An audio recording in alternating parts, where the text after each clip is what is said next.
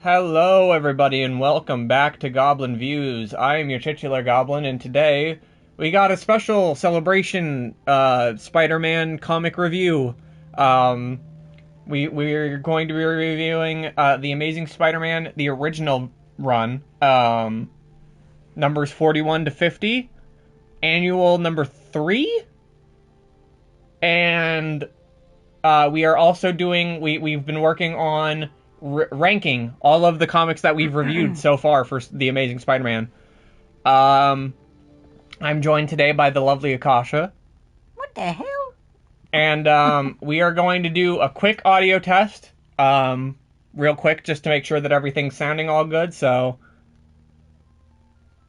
Do I go first? Yeah, you go first. Oh, test. Test. Okay. Alright, Sorry if that hurt your ears. No, I muted us. Okay. So they couldn't hear it. Okay. I've started doing that when I check the audio, because that's probably the smarter thing to do. Yeah. But yes, we've decided that we are going to be building, Spider-Man today, right? Ish. Yeah. Ish. So, let's quickly get the materials we need out for that. Yes! Yeah, we can wait for some people to get in while you get materials. Yes. For the sweet little Spidey statue.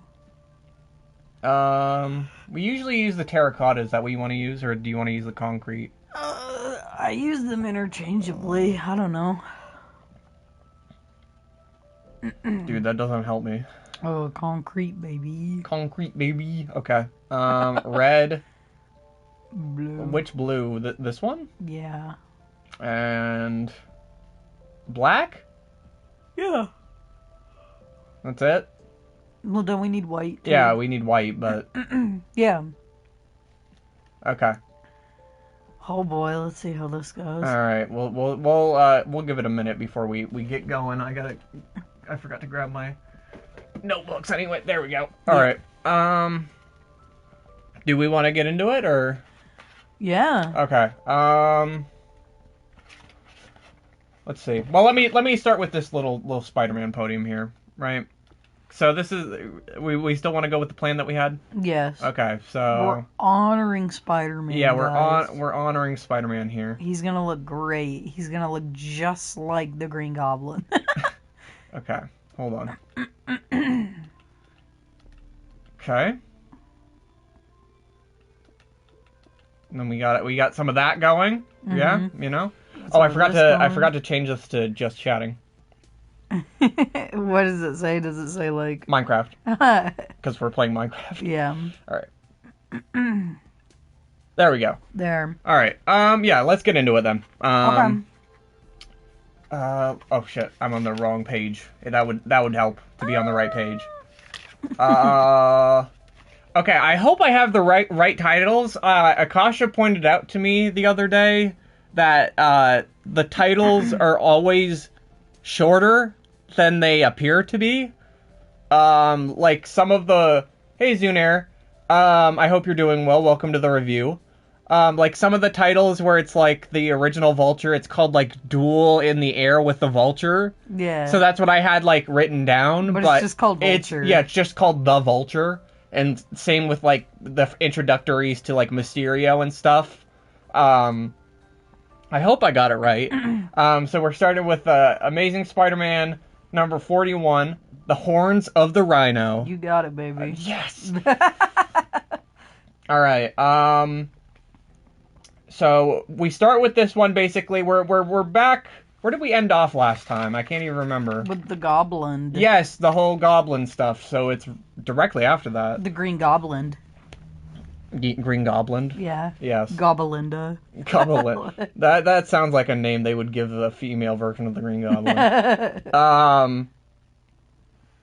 Okay, but it starts with May and Peter. She won't let him be independent, even though he wants to be. He wants to get, like, his own place because he's in college now. But he also feels bad because he doesn't want to leave May by herself. But they won't communicate because if you guys remember her good friend Anna Watson, the aunt to Mary Jane, Who we still haven't seen. Oh yeah, to this point we still have not seen her. Mm-hmm. Which is really funny. That we've known her aunt for longer than we've known her Yeah. as a character. But she is like, May, we are such good friends, aka lesbian lovers, that we should just live together. And May's like, oh, I would, but Peter. So it's just like a miscommunication between the both of them as well. Is this like shorter than the other? I don't know. 1, 2, 3. Go ahead and talk. Oh yeah. But yeah, so this is the conflict that's gets set up at the beginning of these slew of comics, is that May does want to move out and live with Anna, but she's like, oh, Peter's so sensitive, he's so fragile, he would actually fucking die if I left him, so I just can't leave Peter. But then Peter's like, oh, I would love to leave and get my own apartment, but my Aunt May needs me because she's old and fragile, and she'd probably fucking die if I left her. Well, it's not unfair because she gets sick literally like every other issue, so... No, I know. I remember telling my teacher my hobby was reading comics, and back then I didn't even know what comics were, says Zunair. What did you mean then? Why did you say that? Yeah, were you just saying words then? That's funny. But then we move on to J. Jonah Jameson's son, John Jameson. Oh, well, we also forgot the other big part. Oh, yeah. Peter wants to get a bike. He wants to buy a motorcycle. Oh, yeah. Yeah. Which he does, like, not behind Aunt May's back, but he does it without telling her, because he's just like, oh, she'll be fine with it or whatever. And this is also kind of one of the things that helps push his, his ideals towards independence. Mm-hmm. So that's pretty good. But he calls JJJ for a loan. Yeah, he calls JJJ for a loan, and at first JJJ's like, fuck you, why would I sign for a loan? But then he thinks, he's like, oh, I could get Peter to get me more pictures if I do this. So he signs off on the loan with intention that Peter's going to owe him heavily. Yeah. which is really funny. But yeah, John Jameson returns, one of my favorite characters. And he's come back from space recently. Yeah. You want to talk about his space adventure? So he was in space, and something shit on him in space, and they don't know what, so now he has shit particles on him from space. Oh, this looks like something's going up his ass. But yeah, no, he got, sparklies on him in space, and now they're like, oh, we need to watch him to make sure that the sparklies don't do anything bad, because they could be another life form or whatever, because he absorbed them into his skin. And you hear that, and you motherfucker, you're thinking, oh my god, is that Venom? No, it's not Venom. Well, that's what they keep doing this. They keep having these, meteorite parasites come through, and you're like, oh, is this gonna, be a prelude to Venom? And it's like, no. No. But that's just because we're privileged in the fact that we know Venom, but for us, we're not going to get to him for a very long time. Nope. Zunair said, well, I just saw comics written somewhere before. With where they, yeah. But basically, after we learn about John's space spores that he has in his body, he's obviously under heavy surveillance by, the FBI, CIA, whatever. Something like that. And then we quickly cut to see the Rhino, which is obviously the Rhino's new. We haven't seen him before. But he's in Mexico. Yeah. And he runs through the Mexican border into America. He, crashes through it and, creates, a public, a national disturbance. It, is seen all over the news. And it becomes this thing where it's like, oh, he's making a fast track for New York City. Yeah. Okay. And then we go to Betty. Oh yeah, Betty returns finally. She returns from. But guess what, guys? It's awesome that Betty returns, because she and Peter meet up and they go, "Oh, okay." We were never in love. Yeah, they literally both go "Oh, how could I ever like this person?" Well, no. They don't say it because Peter equates her to a sister at some point. Yeah. It's not that they don't like each other anymore. Like love each other. Yeah, they. How could they have romantic interest for each other? Yeah. And it's a point that they hammer home fucking time and time again throughout these like later issues. Every time he thinks of Betty Brant, depending on the situation, it'll be like what the situation is, and then he'll be like, God, why did I ever like her? Yeah. Like, romantically. It's pretty funny. And they have a really funny scene where, I don't know, they go to the fucking malt shop or something. No, they go to the cafe to get some coffee. Yeah, they go and to it's the like cafe. so goddamn awkward. They don't know what to say to each other. And then Ned just randomly shows up and he's like, hey, toots, and sweeps her off her feet and whips her out of there. Yeah. It's really nice. I do like Ned and Betty. He's looking evil. What, David? He's sleeping. Oh, well, he just had his eyes open. Oh. Yeah. Leave him alone. He's sleeping. Okay. So Pete learns of the Rhino because it's all over the news. Do you want to try with this a little bit? Sure. I don't know. I'm kind of at a standstill. I think What is the black? the spider. Oh, okay. Well, I think I made the body too small. You might have to make it bigger. Okay. Yeah. But he learns of the Rhino through the news, and he learns of the fact that John has like come back and that he needs security because he talks to J. Jonah Jameson again and just like overhears it on the phone.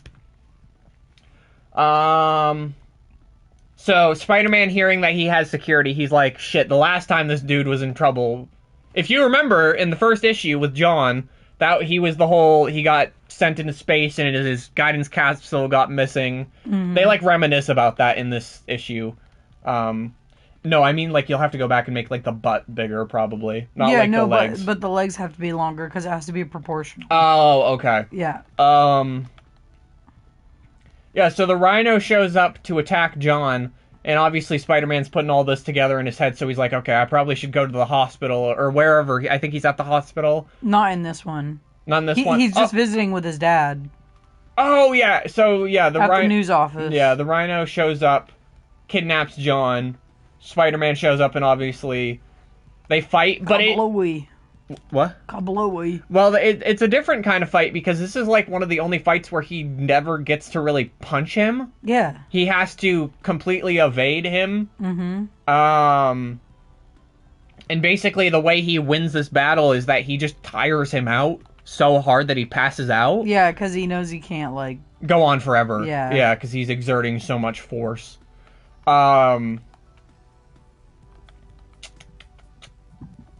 Police arrive and arrest Rhino. Pete forgets pics. That's a running thing in this slew that we have, is that he constantly is forgetting to take pictures in this one. Yeah. But he does get his bike in the end of the issue, and he like drives it. It's nice little panels where he like drives his bike. I like his bike. It's cute. It do be kind of epic. Oh, okay. Pete gets some confidence. There's like a weird part. You'd have to look because you have the comic pulled up, but there's like a weird part where he like goes to school and he like objectifies Gwen for some reason. Do you remember that? What part is that? It's like it's at the very end. He like goes to school after he defeats him. He says something like really weirdly like objectifying or something. I just saw her. Yeah, so. Go ahead and look, but this issue basically ends with the doctors talking about was I ever so wrapped up in Betty that I couldn't see this living pinup under my nose? Yeah. He's just like, it's so weird. And the Rhino suit can't come off. We see the doctors in the hospital ward because he's like knocked out or whatever. They're like, oh, the Rhino suit can't come off. Pete goes home, and finally, Aunt May has put her foot down. He is going to meet Mary Jane. Yes. This Sunday. Yes, and so are you. And so are you. This Sunday. For real. What did you think of the horns of the Rhino? I think it's okay. Yeah, it's pretty. I like the Pete stuff a lot more than I like the Spider-Man stuff in this one. I just don't like the Rhino. Well, yeah, because he's such a nothing character. Yeah. Well, that's the thing is, like, I've never seen anything that made me think, like, oh, the Rhino's fucking awesome. Well, I mean, but your only exposure to him as a character is the Amazing Spider-Man 2 movie. And wait for it, Ultimate Spider-Man. Oh, yeah. Well, he's bad in both of those. Yeah, he is. Holy, you're giving Peter a big-ass bulge by doing that. No, it'll work. Okay. Just wait. This is the frame. This is the skeleton. I think it falls under the problem that a lot of, like, the introducing the villains ones do. Because later on, there's more Kraven in this slew that we're talking about. I guess spoilers, whatever. But there's more Kraven, and we think these are the best Kraven ones that there have been, and I think that's only because this is, like, his, like, third outing. It's the same with the Green Goblin. He had a bunch of shit before he had some of, like, the greatest shit. You know what I mean? So it's just, it falls under that same problem. Mm-hmm. But we want to move on to Amazing Spider-Man 42? Of course, The Birth of a Superhero is the title of this one. Is that correct? Yes. Okay. So, this one starts out pretty odd. We see our good old Spider-Man. He's robbing a fucking bank. Damn. He robs a bank. Damn, Spider-Man. You watch him take the money, but he quickly drops it in the ocean. And we just move on from it. He robs a bank, and we don't hear about it for like 20 pages. We really don't. Because we then see, the like effect of this. Like, people are like, "Oh, Spider-Man's a menace." But basically, we cut back to John. Or no, so J. Jonah Jameson hasn't learned of this yet. We cut back to him. He's with John. John is now in the hospital. Mm-hmm. And they're he's feeling sick. Or no. This is after he gets out of the hospital. He's going to the airport. Yeah. To go back to work because they think he's all good from the space spores. It's been like 6 months or something since the space spores have showed up. Mm-hmm. So they're like, oh, it's got to be fine. Oh. I guess we didn't really talk about it, but it's going to be talked about more later. But the reason the Rhino... I'm just going to talk about it now. The reason the Rhino's after John is because he's hired by, like, foreign countries. And he was hired specifically to steal John so that they could experiment on him. Mm-hmm.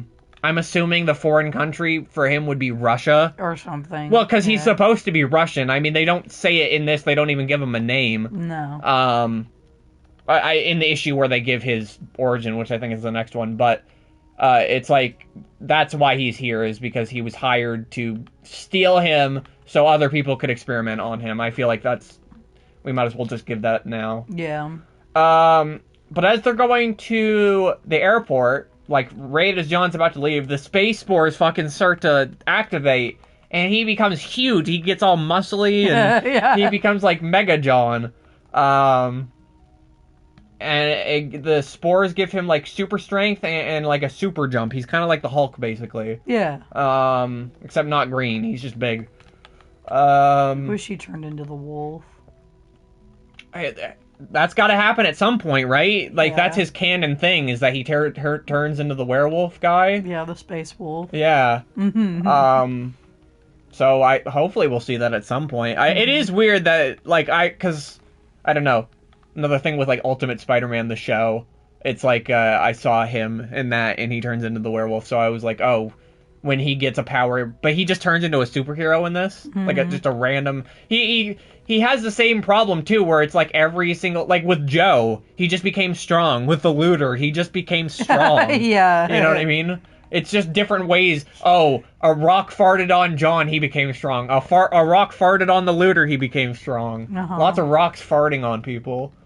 John sipped up a rock or something. He sipped up a rock. He took it in, sucked its innards out. Mm-hmm. So they're at the hospital now because they're, like, trying to check up on John. And the FBI guys who are with them are like, you aren't going anywhere, because obviously he's a national security because he probably has an alien in him. Yeah, he's a security threat. Yeah, but J. Jonah Jameson learns of the Spider-Man robbery, and he convinces John that... Because John, at first, is like, oh, like... Spider-Man ain't that bad. Well, yeah, Spider-Man saved me. He's not that bad. He wouldn't do this. But J. Jonah Jameson, being the snake that he is able to just convince him that, Spider-Man has turned evil. Mm-hmm. And he's like, you know what would be great is if you, a new superhero, went to go take care of it. And John's like, yeah. So he's like... Good idea. He's like, his head starts to become clouded with this idea that he needs to go and not kill, but capture Spider-Man. 'Cause he's a menace. Yep. Oh, John also has this, like, super suit because so they give them this, like, explanation. It's not super important, it's just weird that it's like the spore was from Jupiter. So the spore, for some reason, is making him have the effects of Jupiter's planetary surface. So he needs a suit to be able to, like, live on Earth. It's very weird. And, like, there's, like, the prospect that if he exerts himself, he's gonna, like, wear out his heart because his heart is going at, like, a faster rate or something. Yeah. So the suit also, like, compresses that. I'm gonna do this all in blue for a minute, just saying, but then I'm gonna fill it back in with red. Yeah, go right ahead. Yeah.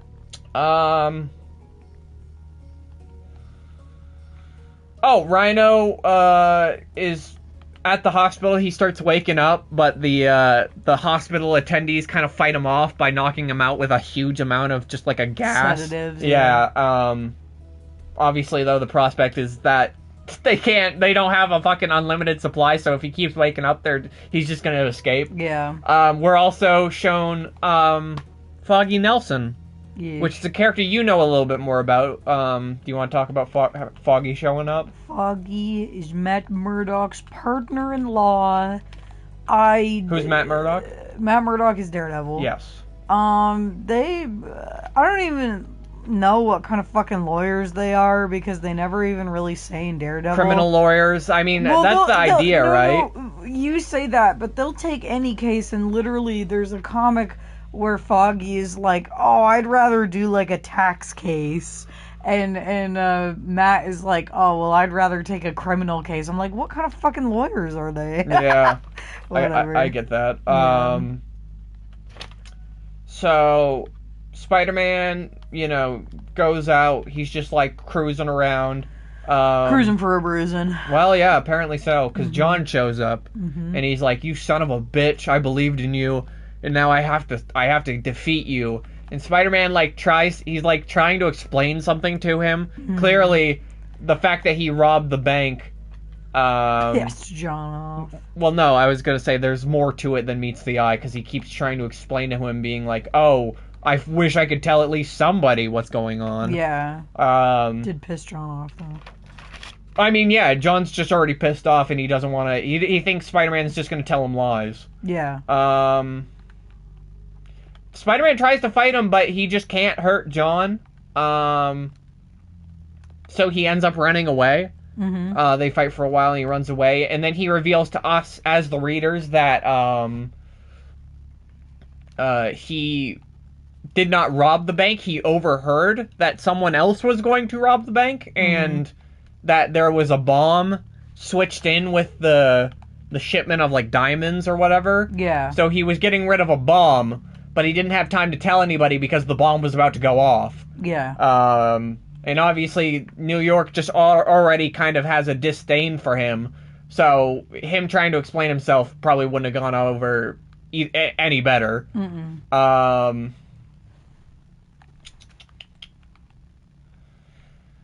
But Spider-Man thinks of this. He's instantly oh, okay. So I'll run away from John, and he goes to find JJJ, and he's like, you know what? Call the bank. Ask them if they're missing any money. And J. Jonah Jameson, there's this funny bit where he's like, I'm not gonna do it. You're not fucking embarrassing me again. I'm not fucking. And then literally, you flip the page, and he's instantly on the phone with them, being like, no money has been taken. Yeah. Yeah. So Spider-Man's name instantly gets cleared because no money was taken from the bank.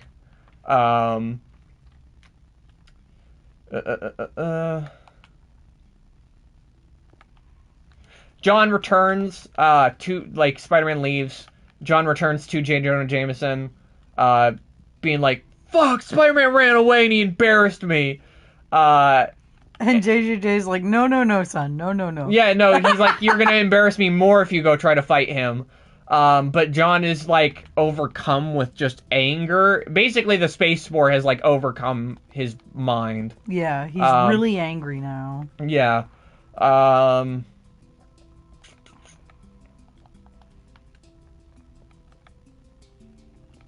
Oh yeah, Spider-Man, it's like the middle of the night, and for some reason at the same time they both storm off to find each other and to fight, and yeah. they do, which is funny. Which is cheesy as fuck, but it is funny.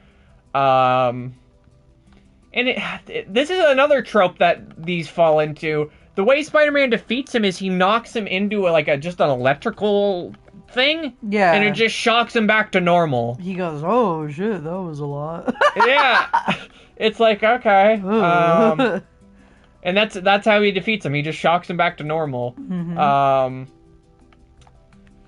Oh yeah, and Pete returns home, and Aunt May screams at him because he forgot about his meeting with MJ today. Yes, today. And how does the issue end? We see MJ. We do. We finally see MJ. She's fucking gorgeous. She's awesome. She's gorgeous, and I love her. Well, do we want to talk about her first ever sentence? Oh yeah. What does she say? She says, she shows up and she says, "Face it, Tiger. You just hit the jackpot." Yep. Okay, MJ. That's really, really bad. And then, okay, so what was your thoughts about number 42, the birth of the superhero? Well, so basic. Well, yeah, but the best part is just that you get to see MJ. Yeah, but that's at the very end. Yeah. And I think that now that she becomes a character, there's a lot of better stuff that they give with her. Yeah. That it doesn't really make up for it. You know what I mean? But it is kind of cool. You see Junior Jameson. I don't know. I like it better than the other one. You like it better than the first Rhino one? Yeah. I would disagree. I do. Yeah, we disagree about this on our ranking list as well. Do we? Yeah. Well, we'll talk about that when we get to it. Yeah. But no, I liked it. This all right. looks fucking awful. Jesus Christ. Yeah, Spider-Man's hard to make, huh? Yeah, he is. Maybe I'll do a base and then you'll have to go in and fucking fix it. Yeah, okay. Because I'm just like, what the fuck am I doing? Alright, well, we want to move from bad to, or not like bad, but from okay to really bad. Yeah. Okay, we're just gonna say off the bat, this fucking this trio. No. What? This is next.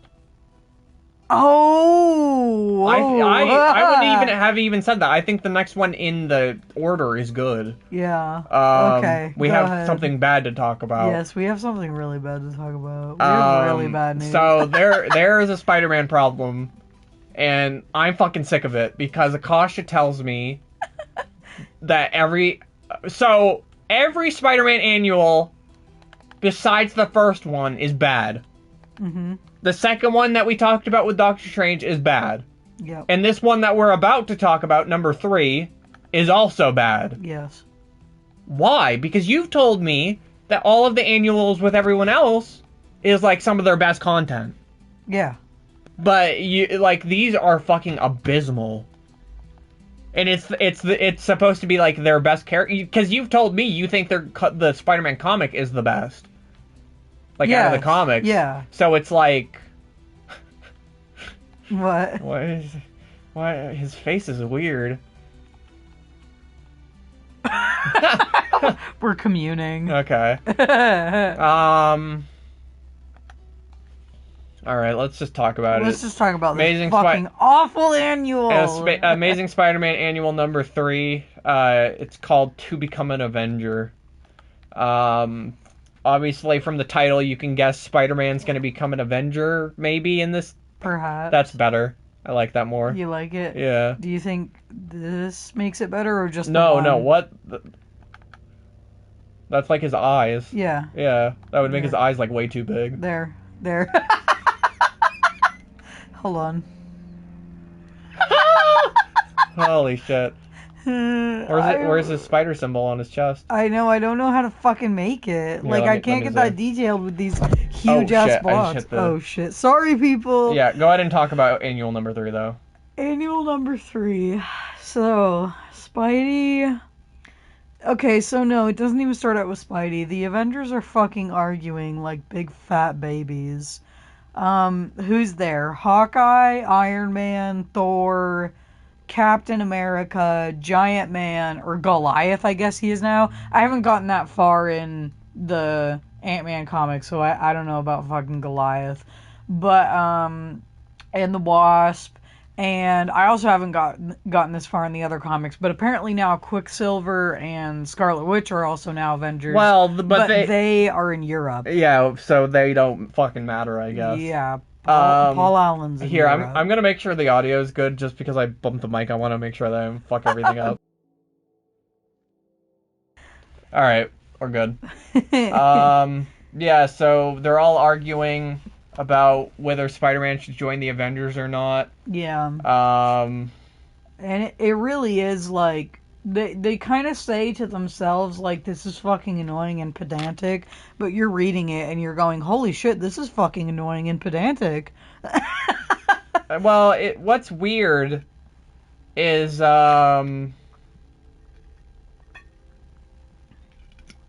do this thing where it's like, it was unique for me because I'm not reading the other comics like you are, so I have never seen any of these heroes in these comics. Yeah. But they do this weird thing where they basically break down each character into, like, their most basic ideals for this issue, where it's like, oh, the Wasp is,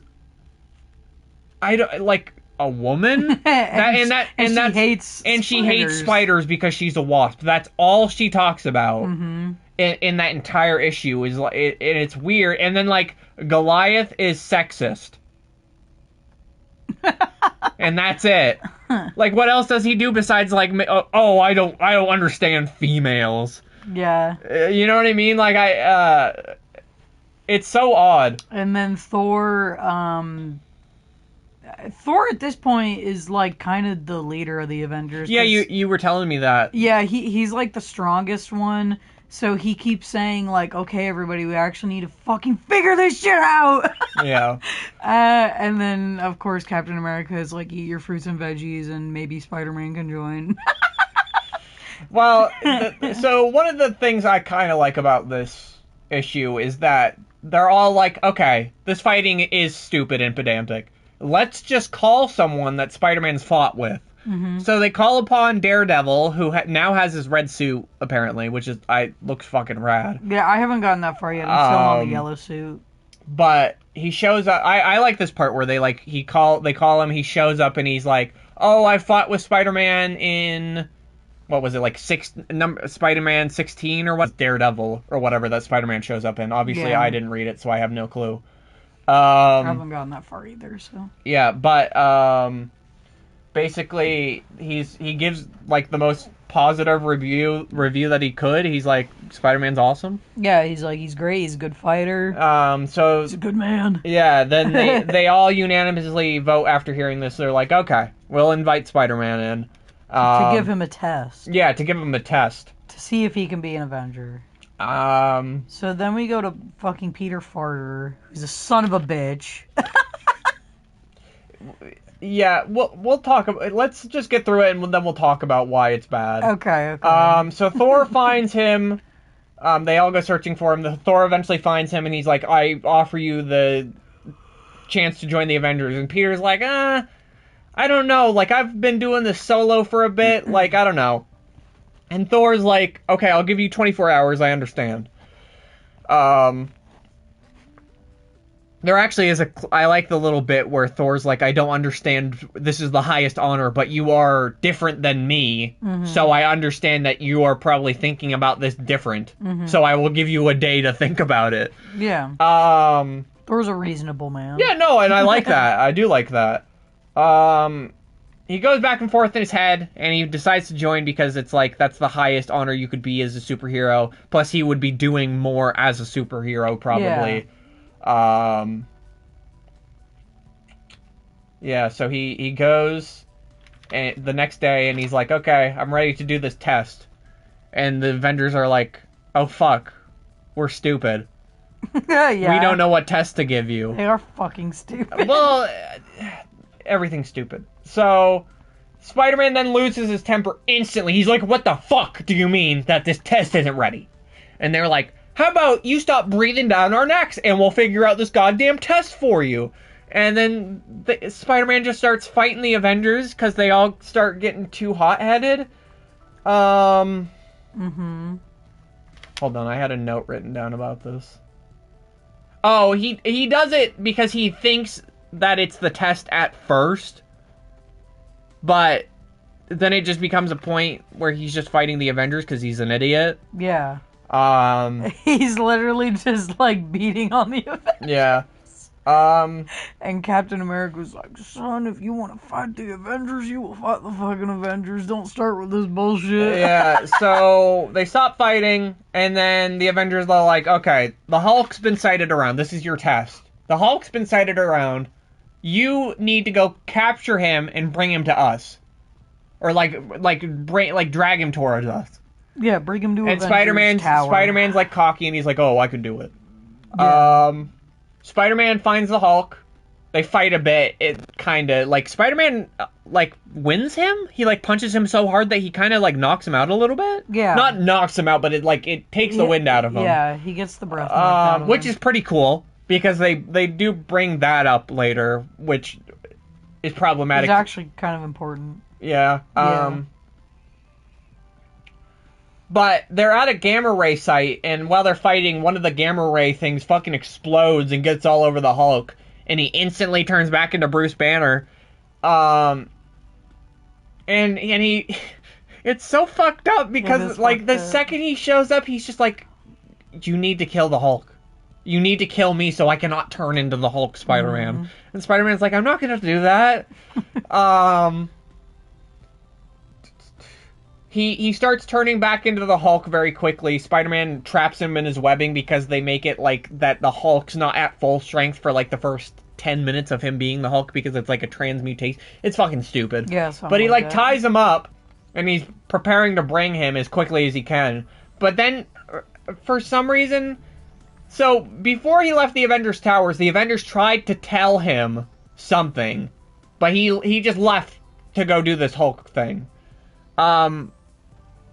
But he returns back, or he decides not to bring him to the Avengers because he thinks that they're going to torture the Hulk, is the insinuation that he thinks? Yeah.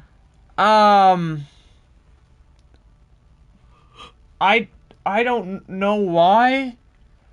I guess maybe because he just thinks they're violent or something because they fought, but it was him who fought them, so I don't know. Yeah, he's the one who got all pissed off at them. So. Yeah, he goes and he tells the Avengers that he didn't do it and that he can't join the Avengers clearly.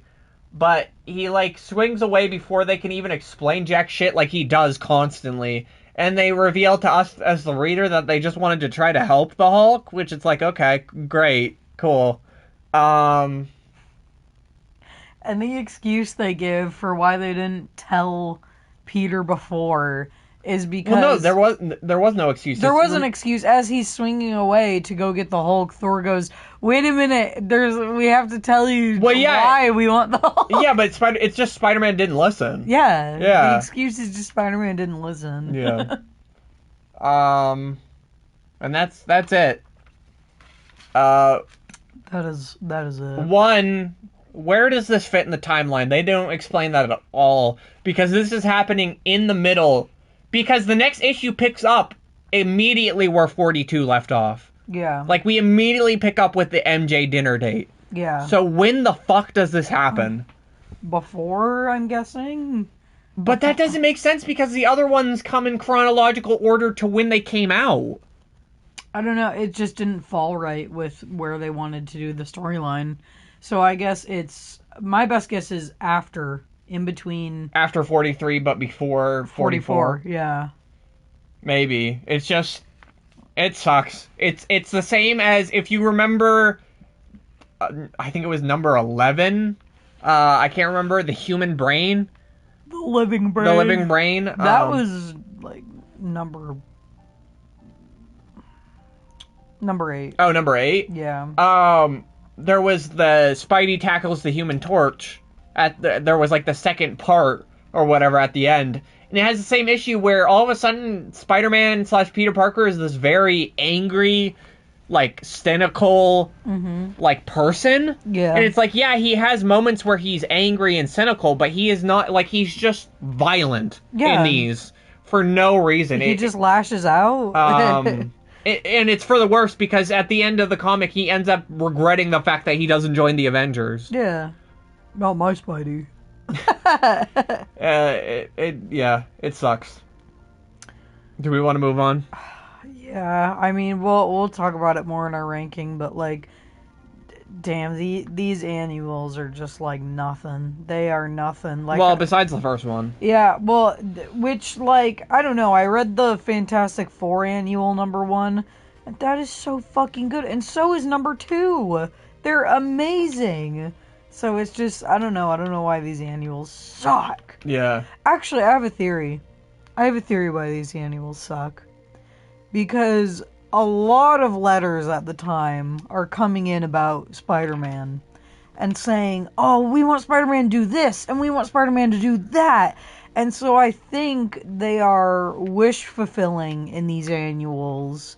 And they are going, oh, look, Spider-Man, maybe he's gonna join the Avengers, like all you were saying. Well, but, like, you can do that and have it be good, though. No, I know. I'm just saying, though. The thing is, it's, like, it's double the length of like, these annuals, the gimmick is that they're double the length of a regular issue. Yeah. And half of that one is him fighting the Avengers for no reason. Yeah, but it's, like, I think there's more of a vision with, like, the Fantastic Four annuals, because it's not something fans have requested necessarily. What it is the first one is a plot line that needs to be wrapped up with the Submariner that's already going on in the comic.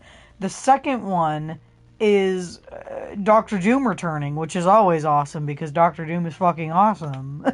Yeah. So I just think it's a little bit of wish fulfillment on the part of no, but the thing is, wish fulfillment can be good, though. Like fucking No Way Home is wish fulfillment, but that entire movie is really good. Well, and just the Doctor Doom one is so good because, yes, it's something that is highly requested by fans, which is the origin of Doctor Doom, but it's like, also, they have to write that at some point. Yeah, but it also, like, annual #1 is technically wish fulfillment, like having all these villains that Spider-Man's already fought team up. It's like, obviously it's not the best comic, but it's like leagues better than this. Yeah. You know what I mean? It's just like it just because it's wish fulfillment doesn't mean it can't be good. Yeah. Yeah, we should move on to 43 whatever, 43. We're on the 43rd minute too.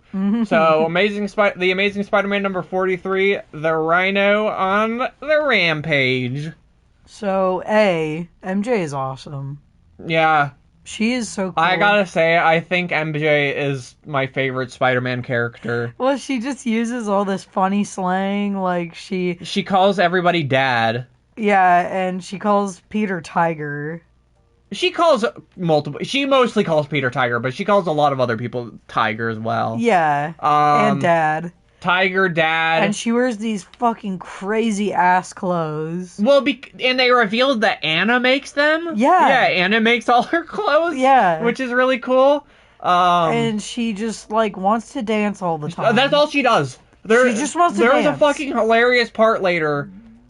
We'll talk about it later. But she just shows up and she just dances for no reason. This girl just wants to dance. It's awesome. I fucking love Mary Jane. Mary Jane. But Rhino escapes his haze at the beginning of this comic, searching for Spider-Man because he's like, I'm pissed now. I'm pissed. Also, I still want to get John for some reason. Because he doesn't know that John is normal now. Does he? Yeah, I remember he goes to fuck with John again. Does he? Yeah. At the hospital. Alright, well, let's continue. Yep. Oh, most importantly, Betty and Ned finally get engaged in this one. Yes. Yeah, there's like Peter goes to the, or like there's a cut to the Daily Bugle maybe, or he runs into them, something like that. But they reveal that they're engaged. Mm-hmm. Good for them. Great. Hey, I said I like their romance. No, I know, it's just what we wanted. That's oh no, it's good. I'm saying. So my note I wrote is MJ is hip as fuck and acts. Oh yeah, she's an actor in this, like just like she is in the movie. Yeah. Yeah. I don't really. She's just so cool. She's cool. They just hang out after they have dinner with Aunt May and they dance Aunt around. Ann. They dance around for a bit. They dance around, and then MJ wants to go see the Rhino. Well, yeah, they overhear the Rhinos like escape over the the radio, and MJ's like instantly like, "Oh, let's go see." And Peter's obviously like, "Yes, let's go see," because he wants to turn into Spider-Man the second he gets there. Mm-hmm. And then they ride by Nelson and Murdoch's law firm, which is just a funny little extra thing to add on to the fact that I like this little bit because it doesn't matter. Like this whole Foggy Nelson being the Rhino's lawyer doesn't need to be in there. Like if it was gone, nothing would be different. No. Literally nothing. It's just giving a little more texture. Yeah, it's giving more texture, and I like that we're seeing these characters. I like it. I like it a lot. And Foggy's going, son of a bitch. Yeah, he's like, why was I appointed the lawyer for the Rhino? He just escaped. What do I do now? Yeah. And then we fucking get the Rhino's stupid the backstory. The Rhino's origin that we talked about, which is he just is high. He was an experiment. They put a rhino suit on him. This is just like what 9 out of 10 Joes go through. What, you mean guy named Joe? No, just like Joes, like guys. Like 9 out of 10 Joes just find themselves like being experimented on in this universe by Russians, and then are sent over to capture military secrets. Yeah, so they show up. Obviously, Peter leaves under the guise of, I'm gonna go take some photos of him from like a vantage point. So MJ, you stay here. Yeah. He turns into Spider-Man. And I think this is interesting because this is like the first instance where I think a villain uses the fact that Spider-Man's good-natured to his advantage. Yeah. Because the Rhino's like, oh, fuck you. He runs away towards the crowd of people, and he's going, because Spider-Man's like dodging him like he was in the last one, because he's just trying to tire him out again. Yeah. Because he can't not attack him. But the Rhino's like, fuck this. He just starts going for the crowd so he can get Spider-Man to attack him. Mm-hmm. I think that's really clever. Spider-Man gets dazed by him, and then another cop, speaking of Joe, a cop named Joe comes and saves him. I think that's a really cool bit, too. I really like this issue because there's just a lot of cool interconnecting bits that I like. Like it's showing like a turning point a little bit that like, the cops are helping Spider-Man at this point, because there's like cops being like, Joe, what are you doing, you fucking idiot? And Joe's like, I gotta help Spider-Man. Like, what do you want me to do? And I think my game theory is that this cop, is Joe Stacy. Even though his name's not Joe Stacy. No, but it's because they put a lot of focus on him, especially later, like, J. Jonah Jameson is like, we need to, like, interview this cop and get a new big story. Well, but that's all they say after that. Like, there's nothing else after that. Whatever, that's my game theory. Yeah, Spider-Man gets knocked out, and the Rhino just leaves because he thinks he killed him, but he thinks that he's gone, because, I don't know, why does he think the body's not there? I don't know. There's no reason for him to think the body shouldn't be there, but maybe he leaves before he sees the body be gone. Yeah, he just fucks off. Pete returns MJ home. He's got some new pictures to sell. He brings them to to JJJ. And learns where John is staying, which is like a hospital, right? Yeah. Or something like that. Yeah. And then here's another cool interconnecting bit, which, I mean, it's kind of only interconnecting because it follows up later. Yeah, it follows up in the next saga. Well, yeah, but it still is like a part of it. he's like, I can't fucking defeat the Rhino, so he's like, okay, I gotta go see my good buddy Doc Connors. Mm-hmm. And, they work together to create a... Serum. A what? A serum. Oh, a serum. Well, it's like, a serum that they put on Spidey's webs, and basically the hope is that it's gonna burn off the Rhino suit from the Rhino. Because it's, like, attached to his body. Yeah, that's like, But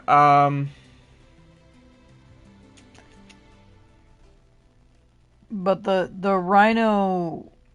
It's because the Rhino comes back, because he still thinks that, like, the spores are active on John, so he can still, like, sell him as a big military secret. Yeah. But, like, John is obviously cured now. Well, he doesn't know Yeah, that. the Rhino doesn't know he's that, knocked though. out during that whole bit. Yeah. And so, Spidey ambushes him in John's hospital room. Yes, yeah, he, like, watches over John, like, all night until the Rhino shows up. Yeah. And he uses his web, and it works. It burns off his entire suit. Yep. And then John gives him a little one of these. Yeah, he gives him one of those. Little one of those. You're okay, kid. Yeah. So there's a few things that are kind of reminiscent here too. It ends with Spider-Man. Pete. He both, again, like, wishes he had his own place. He talks about that in this issue. And he also does his all-famous thing where he comes home, he comes home, and he finds that May doesn't have any more medicine, and he's like, fuck, why am I not watching over this bitch? Yeah. Yeah, which is a constant thing that he does. Why am I not watching over this bitch? Yeah, so that's number 43, Rhino on the Rampage. What do you think? It's better. I thought it was really good. I really like the interconnecting bits and stuff.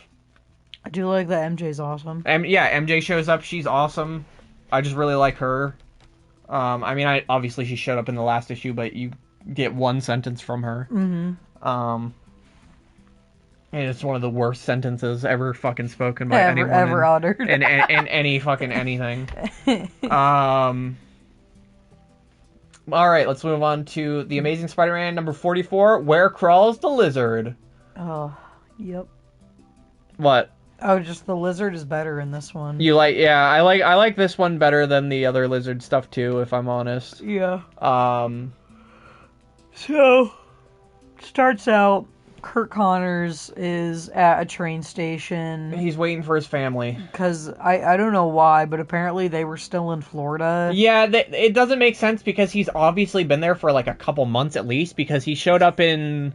I can't remember, but he was in an issue last time we talked about this, so... Yeah. Because that was when he first arrived in New York or whatever. Yeah, to help with Aunt May's blood serum or whatever. Yeah, But, yeah, and... what's happening is he's waiting for his family so he can reunite with them, and then his hand starts turning fucking green. Yeah, well, it quickly subsides. And he thinks it was like a mirage or whatever, a vision. Yeah, like I don't know, like a phantom pain, you know? Yeah. Just seeing something that isn't there anymore. Peter is also there. He's sending Aunt May on a vacay because she fucking needs it. That bitch won't relax at all. Oh, yeah.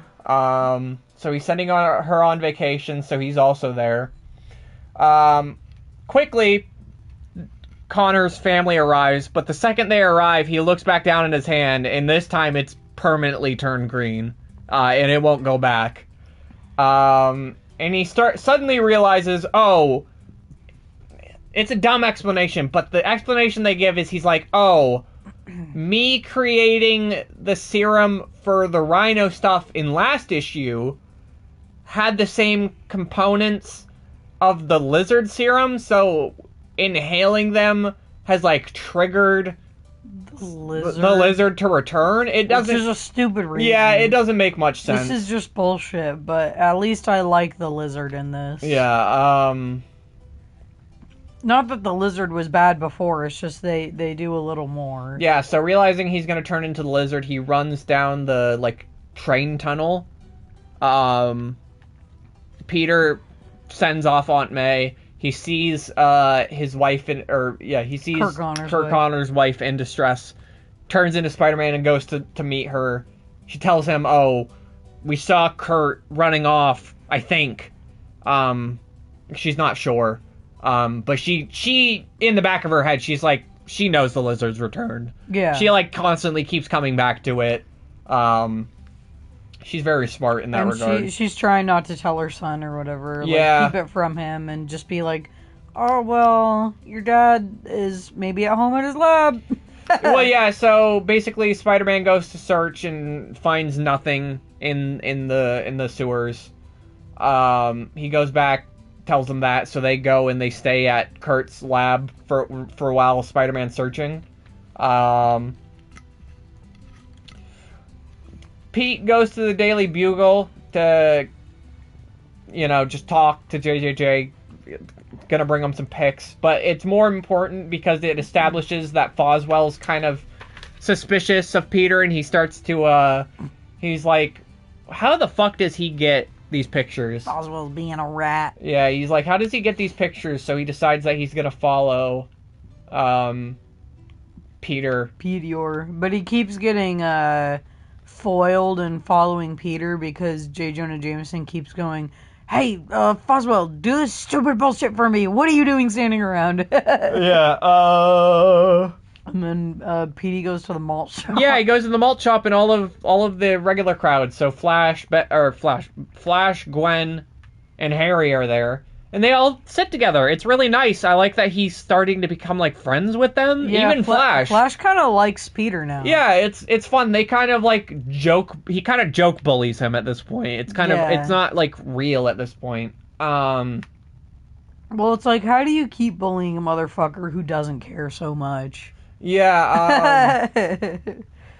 So MJ shows up also at the malt shop, which makes all of these characters meet. I really like this scene a lot. Yeah. Because I just like the fact that all these characters are now together, and they're going to be all friends from now on, basically. And then we start the setup. We start another problem in Peter's social life, which is that he really likes Gwen Stacy, but he really likes MJ. He keeps hanging out a lot with MJ, so Gwen doesn't want to fucking talk to him a lot. Well, he's also he gets busy with like Spider-Man shit and stuff.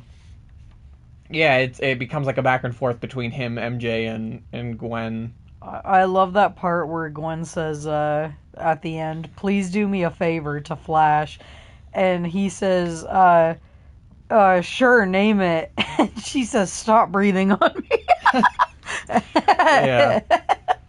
Anyhow, back to the lizard. Yeah, so the lizard's plan is that he's going to return to Florida. Yeah. He's going to do the same thing that he did in his original issue. He wants to get all the crocodiles from Florida. And all reptiles. All reptiles, so snakes and all that shit, too. He wants to super enhance them so he can have a reptile army, basically. Yeah. But he needs to eliminate Spider-Man because clearly Spider-Man is going to try to stop this. Yeah. So he frames Spider-Man. Yeah. Well, it's so... I fucking hate this. Because why... He robs a jewelry store... And for some reason, the cops instantly think it's Spider-Man because they're like, "Oh, no villain could jump to that height." Every villain could jump to that. Yeah, Dr. Octopus could have climbed to that height, and there would be no damage to the building because of his fucking hands. You know what I mean? The looter could have jumped up there. John Jameson could have jumped up there, goddammit. Yeah. The Hulk could have. Yeah. Like, come on. Not that they're villains, but it's like, Spider-Man's not their assessment is they're like, "Oh, Spider-Man's the only one that can get up to this height." I'm sure Kraven could have done it. Yeah, what the fuck? Kraven could have done it. I don't know. It's very dumb. Yeah. Very, very dumb. Anyhow, for some reason, it's printed that Spider-Man is accused of the gem thievery. Well, Daily Bugle. Yeah. That's fair, because they're going to print anything they can. Yeah, and he's like, "Ooh, that wasn't me. That's probably the lizard, because who else could scale those walls?" It's also... So, the lizard does it not only to frame Spider-Man, he does it to draw the attention of Spider-Man because he wants to kill him. So it's like fair in that regard, but it is dumb the police are like, oh, this is Spider-Man's doing. Spider-Man did it. Spider-Man goes out, instantly finds a lizard. That's always how it works, isn't it? Spider-Man just always goes out searching and then eventually finds them. Yeah. Yeah. They fight, and Spider-Man tries to appeal to Kurt, but at this point, like, it's not in the original one where, like, saying, oh, you have a family kind of weighs him a little bit. In this, he's just the lizard. They're saying the lizard doesn't even remember that he's Kurt Connors. No, he doesn't know anything. No. And Spider-Man does a clever little tricksy where he's like, oh, I gotta clear my name, so I gotta get the lizard out into the open. Yeah, well, a crowd starts to form because they're like, oh, there's Spider-Man. Yeah. So he gets the lizard out into the open, and then they all see the lizard, and they're like, oh, he must have robbed the bank. Yeah, they're like, oh, okay, the lizard's out, alright. As soon as this crowd forms, they're like on top of a building or something. The lizard fucking drop kicks Spider-Man off the building, and he fucking falls and sprains his arm, like, really badly. Yeah. So the crowd kind of wraps around him, and a doctor suits him up, which I like that too. Yeah. It's kind of similar to the cop in the... doctor gets him a sling. Yeah, it's similar to the cop in the last issue doing the saving bit. Mm-hmm. Lizard escapes during this meantime. But Spidey goes and bangs Mrs. Connors. That's fucked up. Pete returns home though. He forgot his camera back there, so he's kind of pissed about that. Mm-hmm. He's kind of, I mean, they drop this like instantly. He's a little afraid that if people see him with a broken arm or like a slinged arm, they're gonna think he's Spider-Man, but instantly people see him and they don't think he's Spider-Man, so. Yeah, they're like, oh, what are you pretending to be Spider-Man? Yeah. And that's about it. He just regrets Spider-Man yet again at the end of this issue. Yep, and the lizard is still on the loose. Yeah, yeah, what are your thoughts about that one? Pretty good. I quite like it. I quite like it too. I think it's better than the original lizard showing up. Yeah, and I like that he communicates with Mrs. Connors and is keeping up with her. We didn't mention it that much, but like he's like, he comes back. He's like, yeah, it's the lizard.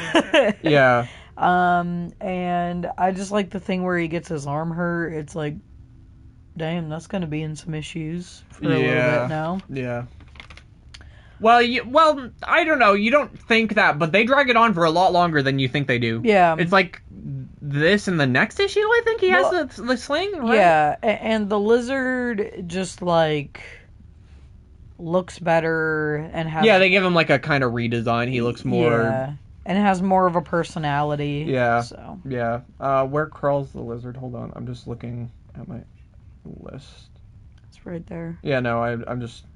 Yeah, okay. I'm just, I'm still trying to, like, I just want my fucking ranking list to be good. Alright, number 45? Yep. Amazing Spider-Man, number 45, Spidey smashes out. He sure does. In this one, Spidey is still fucked up from the last one. He stops the carjacking one-handed, but, he still is like, Lizard's still out there and I gotta look for him, but I don't know if I can defeat him one-handed. Mm-hmm. And then the lizard fucking crashes into Kurt Connor's lab because he's like, oh, Kurt Connors like made the thing that could turn everything into a lizard before, so I should steal that and try to get the formula. But he's like such a big dumb lizard that he doesn't understand the formula. Yeah. And he goes, what the fuck? I don't care. I'll make it myself. And like Mrs. Connors is like listening into the lab like, damn, I know the lizard was just in there. Yeah. So Pete goes to school, claims that he broke or sprained his arm on his bike. Everybody believes him instantly because no one's going to think he's fucking Harry Potter. I said Harry because I saw the name Harry. I don't know why I said Potter. What the fuck? He is not Harry He's not Potter. Harry Potter. He is Spider-Man. Jesus Christ. That was a slip and a half.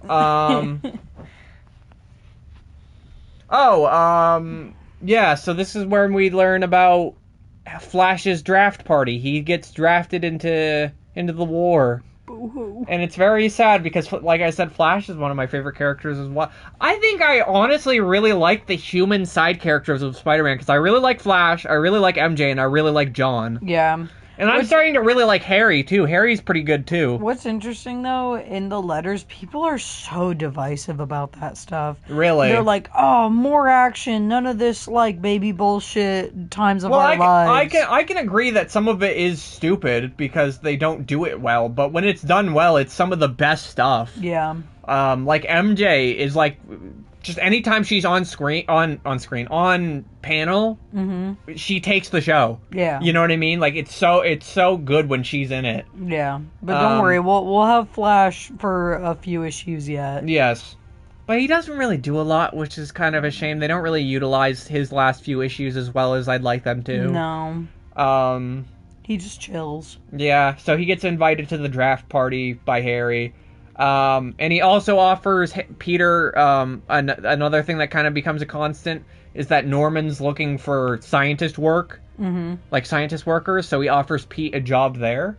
Yeah.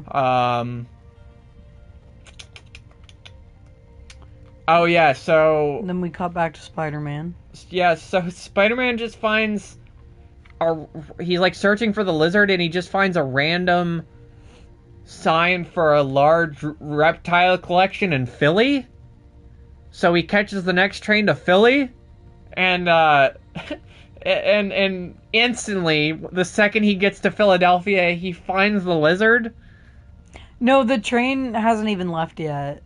Oh, so it's going from New York to Philly? Yes. Yeah, okay. It's going from New York to Philly. I thought he travels all the way to Philly. No. I was so confused about that bit. Okay. No. So the New York is going to Philadelphia. Yeah. Okay. That makes more sense. Well, because, and you're glossing over, he looks at the zoo because he's like, well, there's reptiles at the zoo. True. So maybe the lizard will be there. And then he sees the sign about the reptile exhibition. Yeah, so he shows up to the train, and the lizard releases a bunch of snakes and crocodiles and whatnot to fight Spider-Man. Spider-Man fucking grabs. I'm looking at it right now. Spider-Man uses a crocodile as a whip to kill all the animals on the train. That's what I wrote down because that's what he does. So then the lizard hops on the train like, ah ha ha, my animals distracted you. Yeah, he takes off with the train. He takes off with the train because he's gonna go to Philadelphia and make all these reptiles, super reptiles or whatever, I guess. Yeah. And it's really clever because the way Spider-Man defeats him in this is that he leads him to the refrigeration unit, cart of the train, because I guess, was that just a common thing? Is that a common thing? Well, it's like if you're carrying fruits or vegetables or something, you need a refrigerated boxcar. Yeah, okay. Yeah. So, he brings him to there, and it, quickly knocks the lizard out, because obviously he's a warm-blooded animal, and that shit's just not gonna fly. You mean cold-blooded? Or cold-blooded, sorry. Yeah. So the lizard goes into to hibernation. Well, yeah, he returns him to his lab, and cures him. There's this nice little bit where they kind of thank Spider-Man, and then they have this funny little joke where they do a blank panel for the audience to fill out of them fully thanking Spider-Man and how Spider-Man retorts. It's very interesting because there's nothing else like that in any of these other issues. It's very weird. But I like how this issue ends because Peter goes home and he just has a fucking panic attack. He's like, Spider-Man just completely rules over my fucking life. And this is obviously a constant that shows up. But I don't... One of my problems is number 50. I think we all know that number 50, if you don't know, is going to be the one where he quits being Spider-Man. And this is kind of the build-up to that.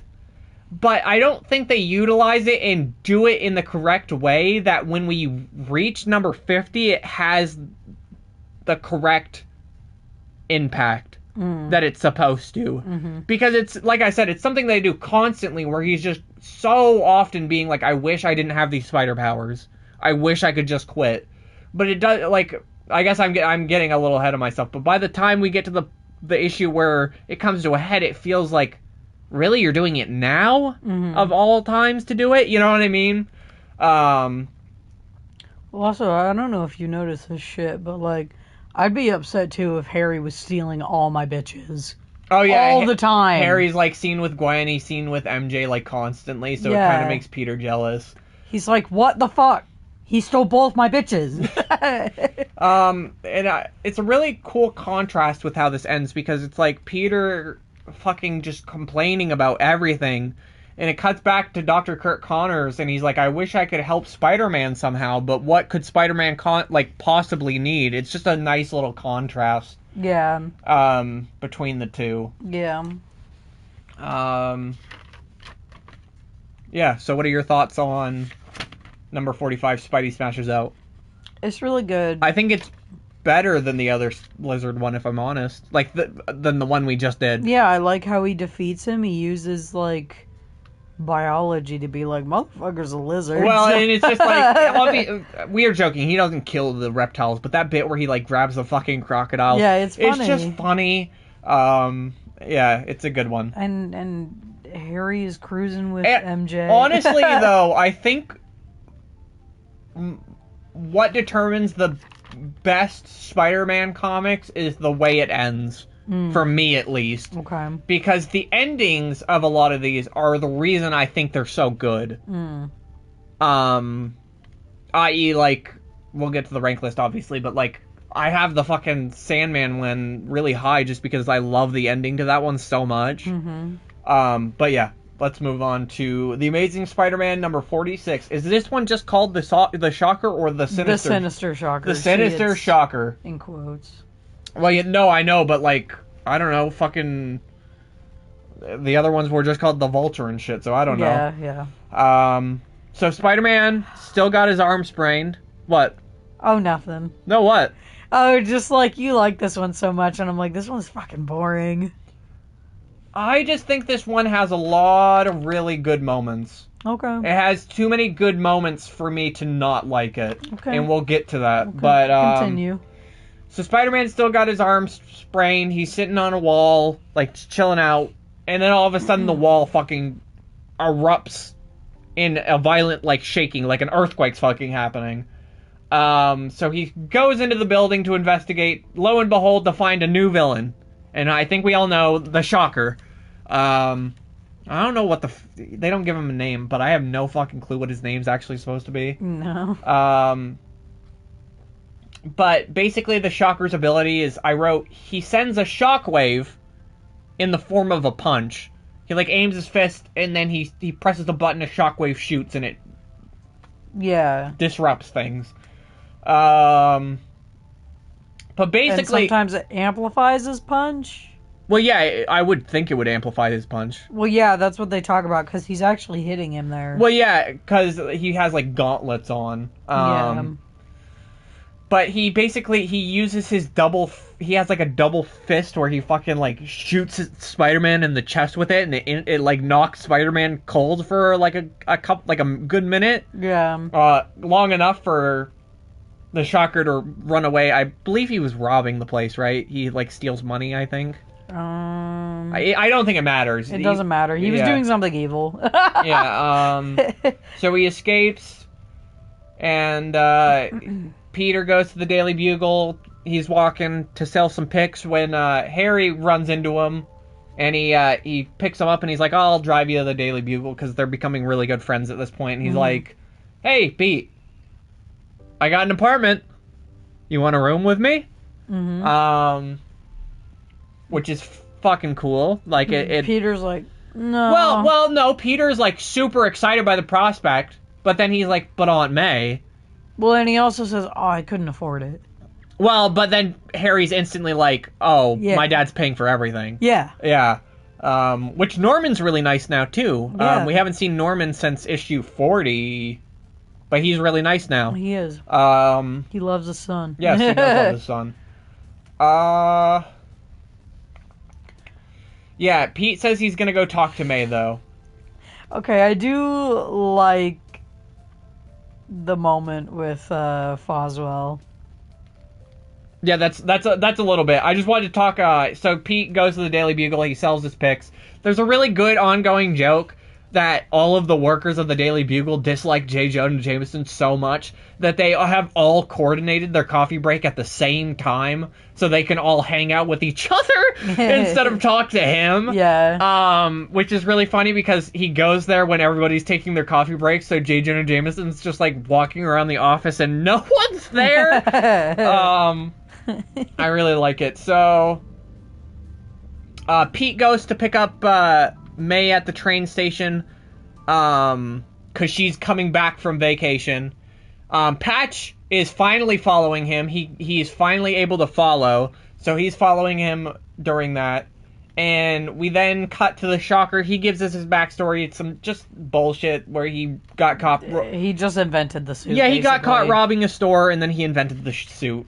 Yeah. So he can rob more stores.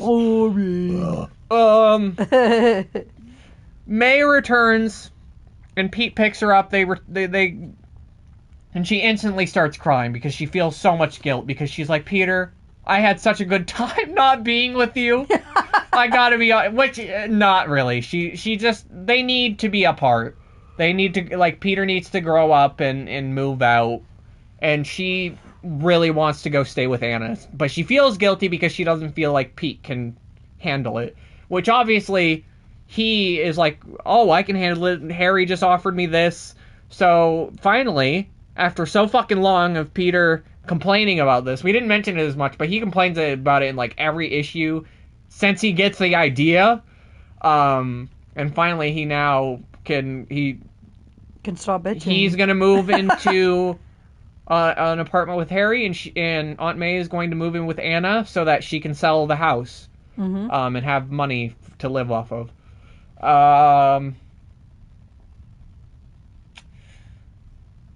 Oh yeah, so May and Pete go back home to meet Anna and MJ.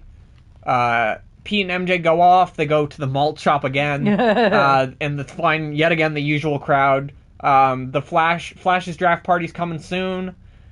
Pete tells Harry that he's accepting the apartment offer. Yeah, the apartment offer.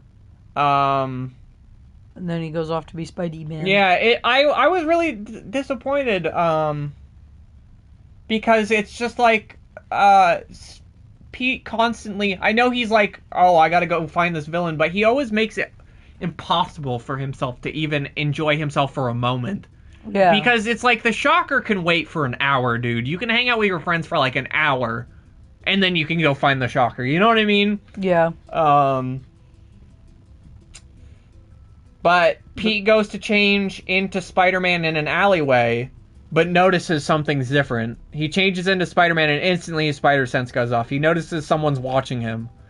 Yeah, do you want to talk about this bit? I like it a lot, too, but you were just... This is my favorite part of the comic. It's the most memorable part. So it's where Foswell, as Patch... You did it, finally. Yeah. Is going to spy on Peter Parker to see how he gets those photos. And he sees Peter disappear into the alleyway. And Spider-Man comes out. And Patch is like, oh my god, Peter Parker is Spider-Man. But then Spider-Man hides behind a corner and is doing voices of himself as Spider-Man and Peter Parker, because the idea they give you is that the mask muffles Peter's voice so it sounds a lot deeper, I guess. Yeah. But he does like a back and forth where he tricks Foswell into thinking that Peter Parker and Spider-Man have a 50-50 money deal where Spider-Man tells him where to be to take the pictures, and then they split the money. Yeah. Yeah. And then just to seal the deal, Peter changes back into his own clothes, rigs the spider suit up with some webs, and pushes it so it swings off. Yeah, he turns it into like a Spider-Man dummy. Yeah, so it swings off. It's really clever. So it looks like Spider-Man is swinging off. At the same time, that Patch is seeing Peter. So Patch goes, "Oh wait, I guess they just have a deal together." Yeah. It's very clever. It is clever. So that whole ordeal finally over. Spider-Man rushes out. He overhears a cop on the phone. This is what I'm saying. He just randomly hears a random cop on the phone saying that the Shocker's robbing another building. Or a bank this time, I guess. But Spider-Man shows up, they fight. But I thought the way he defeats the Shocker is really clever because they don't really ever... they haven't done it in a while because they did it in, the first Vulture appearance where, they used a suit design flaw. And I like that. I like that a lot when they do that. So the Shocker on his gauntlets, to use his shockwave, he has to press the little button. And Spider-Man, webs his thumb to his, shoulder. So he can't reach it down to press the button. And that's how he defeats him. I really liked that. Yeah. So then he just kicks his ass. Well, yeah, he kicks his ass, and then he takes pictures of him. But I noticed something. I don't know, is the Shocker knocked out while he's taking the pictures of him and he's talking to him?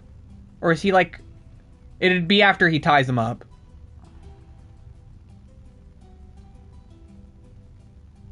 He's knocked out. Okay.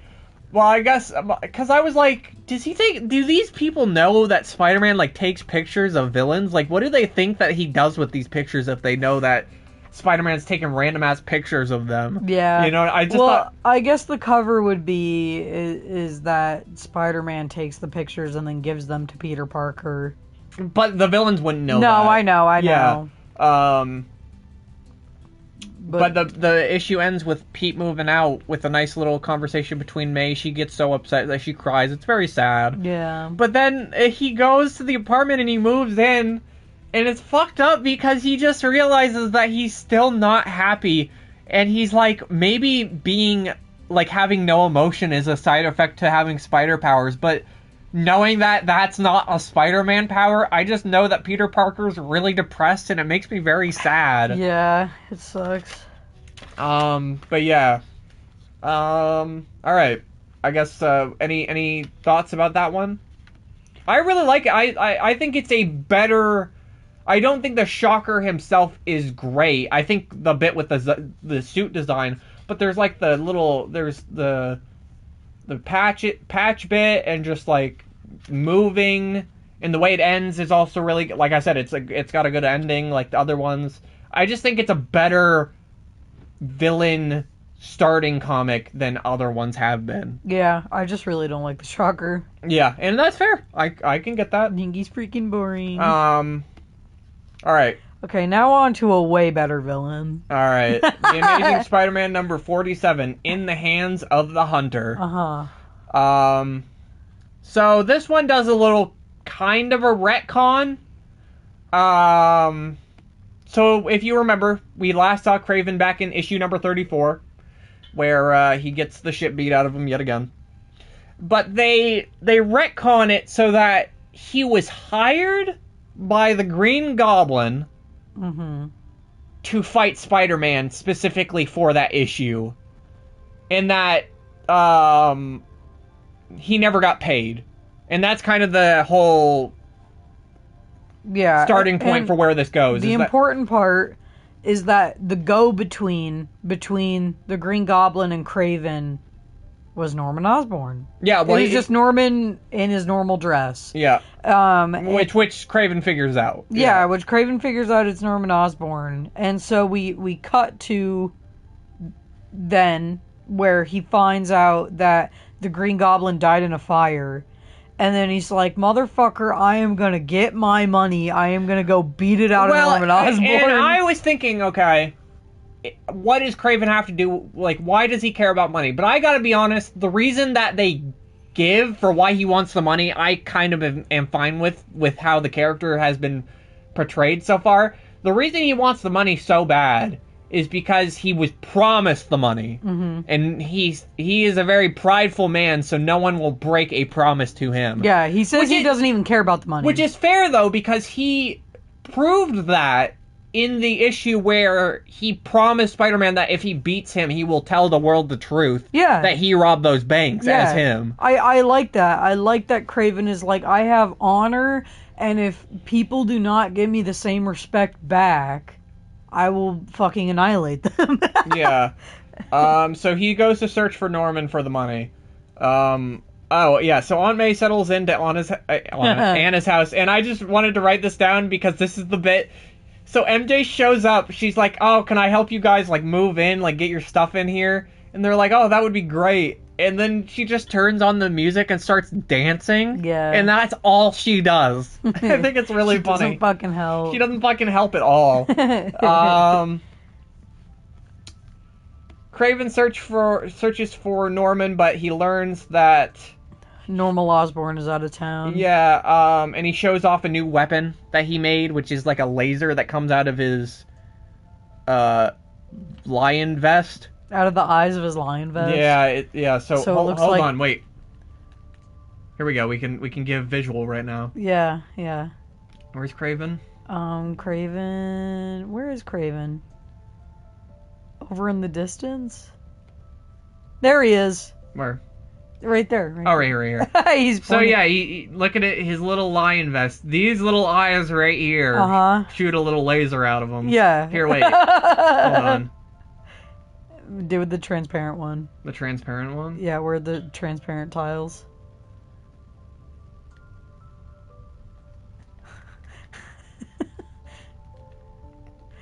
Oh shit.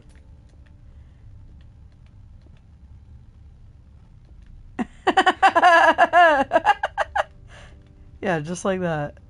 Just like that. Alright. There. We'll stare at Craven while we'll talk about his story, I guess. Yeah. We should go stare at Spider-Man. I forgot how good my Craven is. It's a good Craven. I really like him. We've got some good creations. Holy, Spider-Man's far from the action. Yeah, far from home. I guess so. Alright, Spidey. He's on his way, though. Alright. But, so, here's the setup. They're gonna have Flash's epic party. Yeah, which Peter invites Betty and Ned to. Yeah. When he sells pictures in this issue. It's very nice. Yeah. So they're all hyped for this epic party. But Craven learns from the butler at the Osborn house. Yeah, he breaks into Osborn's house and he interrogates the butler. And he learns that Norman is out of town. Mm-hmm. And he can tell that the butler's not lying because he has an animal instinct that tells him this. Yeah, he can sniff when people are lying, basically. Yes. And so then he goes, okay, well, I'll just go fucking kidnap Harry Osborn and then Norman will have to come back. Yeah. So the party begins. It's pretty epic. It's really weird. They try to, like, portray it like MJ and Gwen try to, like, show each other up, but then they're, like, the best of friends later, so Mm-hmm. it's really weird that they try to, like, oh, are they gonna try to one-up each other from now on? But it's like, no, it's just this one weird random bit where they, like, try to outdance each other a little bit. Yeah. But Craven instantly fucking punches through a wall. Punches through the wall of they're, like, at the malt shop, and he punches through the wall. Oh shit, oh shit, oh shit, oh shit, oh shit. Sorry, I'm sorry. That was probably really loud. I'm turning that down. I'm sorry. Holy shit, I'm so sorry. I'm gonna check the audio to make sure that didn't, like, fucking blow out the mic real quick. Jesus, I'm very sorry. Okay, I'm sorry. Alright, we're good. Sorry, folks. Okay, Craven punched through the wall. Yeah, and he kidnaps Harry. Mm-hmm. Spider-Man, Peter... Well, we should say Flash tries to stop Craven, but instantly gets bitch slapped so hard that he gets knocked out. He gets backhand bitch slapped. He does! And so then Peter is like, well, obviously I gotta go fucking turn into Spider-Man. Yeah, so Spider-Man shows up and attacks Craven, and Craven gets so sidetracked that everybody kind of clears out and goes away. At least far enough that... Yeah, and he drops Harry. Yeah. During the fight. Oh, Ned calls JJJ and Foswell, who, for some reason... I don't know why, because I guess no one else is there to take pictures. No, they say you need to get down here to get the story. Oh, okay. Yeah. Oh yeah, so Norman then he like heard about this like through the something, probably the butler called him, I think, or something. Yeah. But he returns back home and instantly like drives towards the battle. Craven then during like while he's driving, Craven blasts the shit out of Spider-Man with his lasers. Yeah. And it like sucks some of his strength and speed for a brief time. Yeah, because Craven has to cheat again. Because he's like, oh, Spider-Man was faster than me last time. Well, yeah, he's cheating again, basically, yeah. Yeah. And he almost defeats him. He like has him on. He's gonna like beat him to death, basically. But Norman shows up at the like last second, and it distracts him. He grabs Norman. Yeah, he goes down and he grabs Norman. And he's just, give me my money! But of course, Norman doesn't remember this. Yeah, he doesn't. If you remember. He doesn't remember any of this stuff, so the animal instinct. Yeah, well, Norman's just like, I don't know what the fuck you're talking about. I never did any of this. And Craven from his animal instinct is like, oh, okay, so you're not lying. I must have been mistaken. It's so weird. It's just like another little added ability he has that he can sniff if you lie, basically. Yeah. Oh, Craven says something that's fucking bullshit to Norman, though, and I have it written down in quotes. What did he say? He says, a jungle beast does not attack without reason. As in, he's not going to attack Norman because he has no reason to. Yeah. That is fucking bullshit. Why is he attacking Spider-Man this whole time, then? Spider-Man did nothing to him, at least in the beginning. You know what I mean? Well, his reason is that he needs the trophy. But it's... A jungle beast does not attack without reason. But Craven can make up any bullshit reason he wants. Oh my god. Yeah, so Spider-Man kind of starts to wake up at this point from getting ass blasted. Yeah. And as he's waking up, he's like, oh fuck, I gotta get Craven. But Norman, like, falls off the building, because they're on top of, like, a roof building. Yeah. And then Spider-Man obviously has to save him, so it gives Craven enough time to escape. And Craven is like, oh, I beat Spider-Man. Yeah, he's like boasting that he beat Spider-Man. And this issue ends with Flash basically going off to war. Yep. Bye-bye, Flash. And Peter is actually really sad about it. He is. He's like, oh, I'm gonna kind of miss him. Mm-hmm. And I will miss him too. I hope he shows up again very, very soon. Yeah. Yeah. Oh, yeah, I don't think we talked about it, but, like, 2 issues ago, Spider-Man got rid of his sling. Oh, yeah. I think we forgot to say that he got rid of his sling, like, forever ago. Yeah. Yeah, so what are your thoughts about number 47 in the Hands of the Hunter? I think it's really fucking good. I think it is the best Craven appearance. It's so good. Well... Besides the upcoming one we have, I think it's just they give a lot more dimensions to Craven. And at first I was kind of pissed that they went back and said, like, Craven would do this for money or whatever. But kind of the explanations and, like, his character, I'm okay with it now. Yeah. Yeah. It's just, like... I don't know. I don't think he needs a money reason, but I think maybe if this is the reason they're going with it, would be like, oh, well, I'm going to defeat Spider-Man and get my trophy and $20,000, so why not? Yeah. Yeah. All right, you want to move on? Yep. All right, The Amazing Spider-Man number 48, The Wings of the Vulture, the return of everybody's old crone. Kind of. Kind of. Not so old no more. Spider-Man, this issue, it starts out, he's going out and he's searching for Craven, because obviously he's still out on the loose from last issue. Yes. So he's searching, and then we cut to, he, like, swings past the prison, like, the main prison, and we go inside, and we see that the OG Vulture, all I can call him is OG Vulture, because they have not given his name. They've never given his name. Which is supposed to be Adrian Toomes, but I can't refer... Dead. He doesn't die at the end. What, this old guy? He doesn't die. What do you mean? Okay, continue. Whatever. Spider-Man goes out, so there's been a work accident at the prison, and the OG Vulture is fucking dying. He is dying. He does not die in this. He doesn't die. It says, they say a dying man often sees his entire life pass before him in his few remaining seconds. Yeah, read the orange bit. If so, then Spider-Man must be considered the most important of the Vulture's life, for as his quivering eyelids close, perhaps for the last time... Perhaps for the last time. Okay. He's not gonna be dead. I'm telling you that right now. I am fucking laying my chips on the table. He's not dead. Okay. And he's going to show up again. Okay. But explain this situation. Anyway, please. yes, he had an accident and he's dying. And he calls for his cellmate, who's also named Blackie. If you remember, there's a character named Blackie who killed Bennett Brandt in issue 11. I think that's the return of Dr. Octopus, I think. Mm-hmm.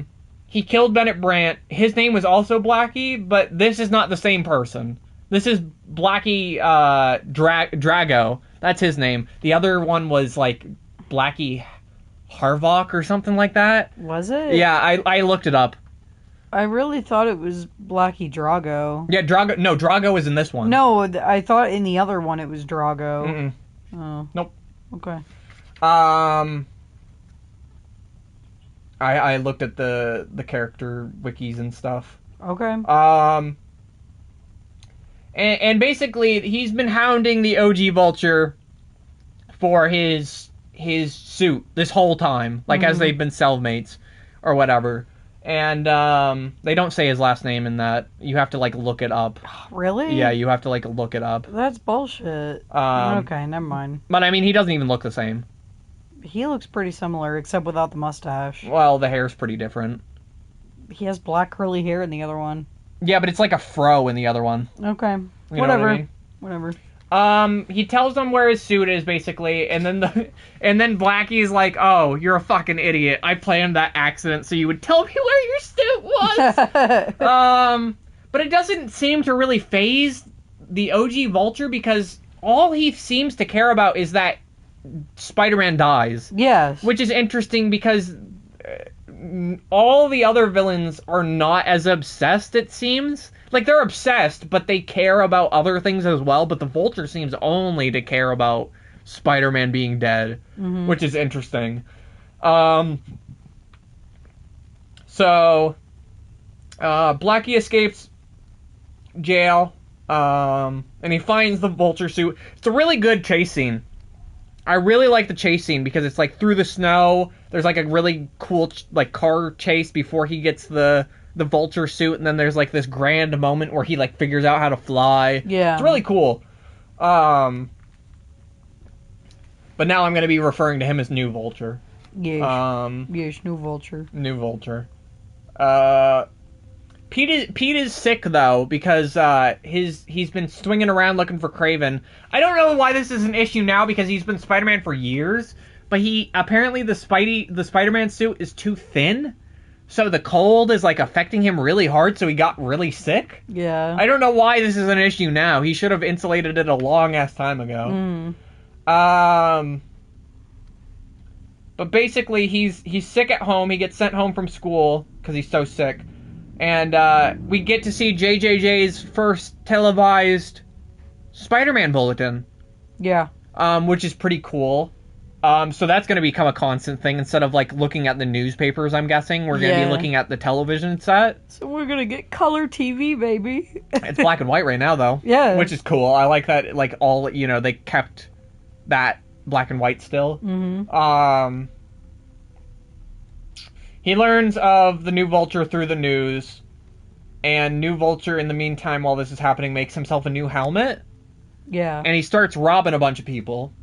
And obviously, Peter's at home, but he's fucking really sick. He's, like, really sick in this issue. He has, like, stars around his head. Like, constantly. Yeah, he doesn't know what's going on, and half the time he gets so sick that he almost calls Daredevil. Apparently he just has his number. That's kind of cool. He just has his phone number. He was going to call him and be like, yo, can you take care of this? But he's like, what? Oh, if I pussy out of this now, what am I gonna pussy out when I chip a nail or something like that? So he decides to do it, which honestly is probably the wrong choice still. He probably should have called Daredevil. Oh, it is. We find out it is. Well, so we cut back to New Vulture. He's been robbing a bunch of people. It's gotten to the point where he's now robbed this dude who has like a bank or a briefcase full of diamonds or whatever, and it's handcuffed to him. And he takes him up to like a rooftop, and he plans on dropping him. Up to the Brooklyn Bridge. Yeah, he plans on dropping him so that he'll explode, and then he can take the fucking briefcase. Yeah, which is fucked up. And Spider-Man shows up to fight, but he struggles so hard that he fucking loses. Like, he gets the guy to safety, but he struggles so hard that he loses. Like, yeah, the Vulture... he gets pummeled. Yeah, the Vulture basically leaves him for dead in the snow, because he thinks that he'll freeze to death, so he leaves him. Yeah. But that's how that issue ends, with him just being defeated. Yeah, dead in the snow. Yeah. What are your thoughts on number 48, The Wings of the Vulture? It's of this saga that we're going through now, it's the lesser. Yeah, it's the weakest of, because this is another 3-parter. Yeah, but it's one of the better, because we've only had 2 other Vulture appearances, the Vulture and the Vulture Returns, and the Vulture Returns is lame as fuck, and the Vulture regular one is like okay. Yeah. So I think this is the best of the Vulture. Yeah, they just haven't, like, attached me to the Vulture yet. Yeah, no, I completely agree. Also, I ran out of space in one notebook for the Viewz, so now we got a little flying shark. I don't know if you guys can see. There we go. There's little flying sharks on it, so that's cute. Kasha got it for me. Oh, you got hiccups? Yeah. Okay, well, just... Do you need to go and take care of it? Yeah, you want to start with the next one? Okay, I'll start. Yeah, alright. So we are... Sorry, hiccups make me really sick. Yeah. Just drink a lot of water. Yeah. So we're on The Amazing Spider-Man number 49, From the Depths of Defeat. This is one of my favorite ones. I'll be honest, I really, really like this one. And it's because... It's funny. It's because of the fight. The fight at the end is so fucking awesome. But, like, we don't really, like, describe the fights, which kind of sucks, so I have kind of a little bit lesser notes for this one, but that's okay. So, Spider-Man, it takes place immediately after. He wakes up, freezing in the snow, but it's funny. So, for some reason, the cold, like, the extreme cold shocked his body so hard that he kind of, like, gets unsick. It's very interesting. Obviously, like, it wouldn't work that way. You would just get sicker and probably die. But because he's Spider-Man, I guess it just rejuvenates his body because it's such a quick shock or something. I don't know. But anyway, he wakes up and he returns home. And then we quickly cut to Kraven, who's, like, watching... I can't remember if he's watching the TV or listening to the radio or something. But he learns that the new Vulture has defeated Spider-Man, and he instantly gets butthurt about it. He's like, oh, well, we can't have 2 people that defeated Spider-Man, even though technically, like, Dr. Octopus and the Green Goblin have already defeated Spider-Man once.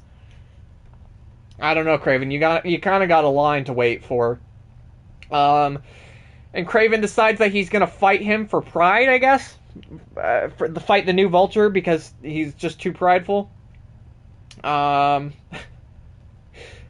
this is something that's fucking weird. During this part, he gets so angry that he walks into another room of his, like, lair, where he has a pet tiger that he keeps, like, in a cage, and he lets the tiger out, and he beats the fuck out of it. He, like, beats it up, and then returns it home. Back to its cage, and that's the only reason he owns it, is so that when he gets angry, he can beat the shit out of it. It's like, what the fuck, you crazy psycho? It's funny. It's not, like, funny in a real life sense, but it's just funny that he just... What? What's that on your chest? Oh, it's my sticker. Oh. From when I visited. Oh, yeah.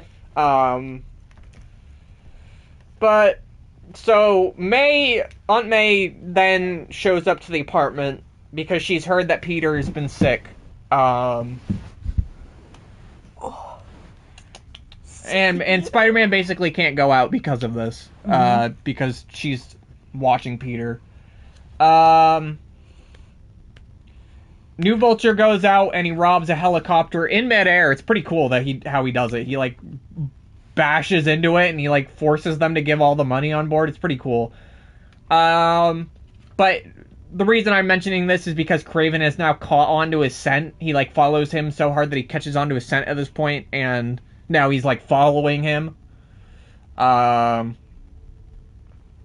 It gets to the point where Kraven, now he gets so close that he like kind of tackles him. They fight for a little bit and he crashes them through like a skylight. Pete hears a radio talk about the fight, and he waits until he kind of waits. Aunt May kind of starts like conking out because she's been there for so long, so he waits until she kind of falls asleep to leave. But he feels completely better. Like I said, when he gets like shocked by the cold, he just instantly feels better. Yeah. But yeah, so they have like the 3-way fight. And it's like between Kraven, New Vulture, and Spider-Man, and they kind of like try to at the end do like, oh, Kraven and the Vulture are gonna team up, but instantly the second they team up, Kraven gets tricked by Spider-Man and he zaps the Vulture, the New Vulture, with his the lion laser eyes. Yeah, lion laser eyes, and then Pete rips those out because he's fucking pissed with those. Who wouldn't be?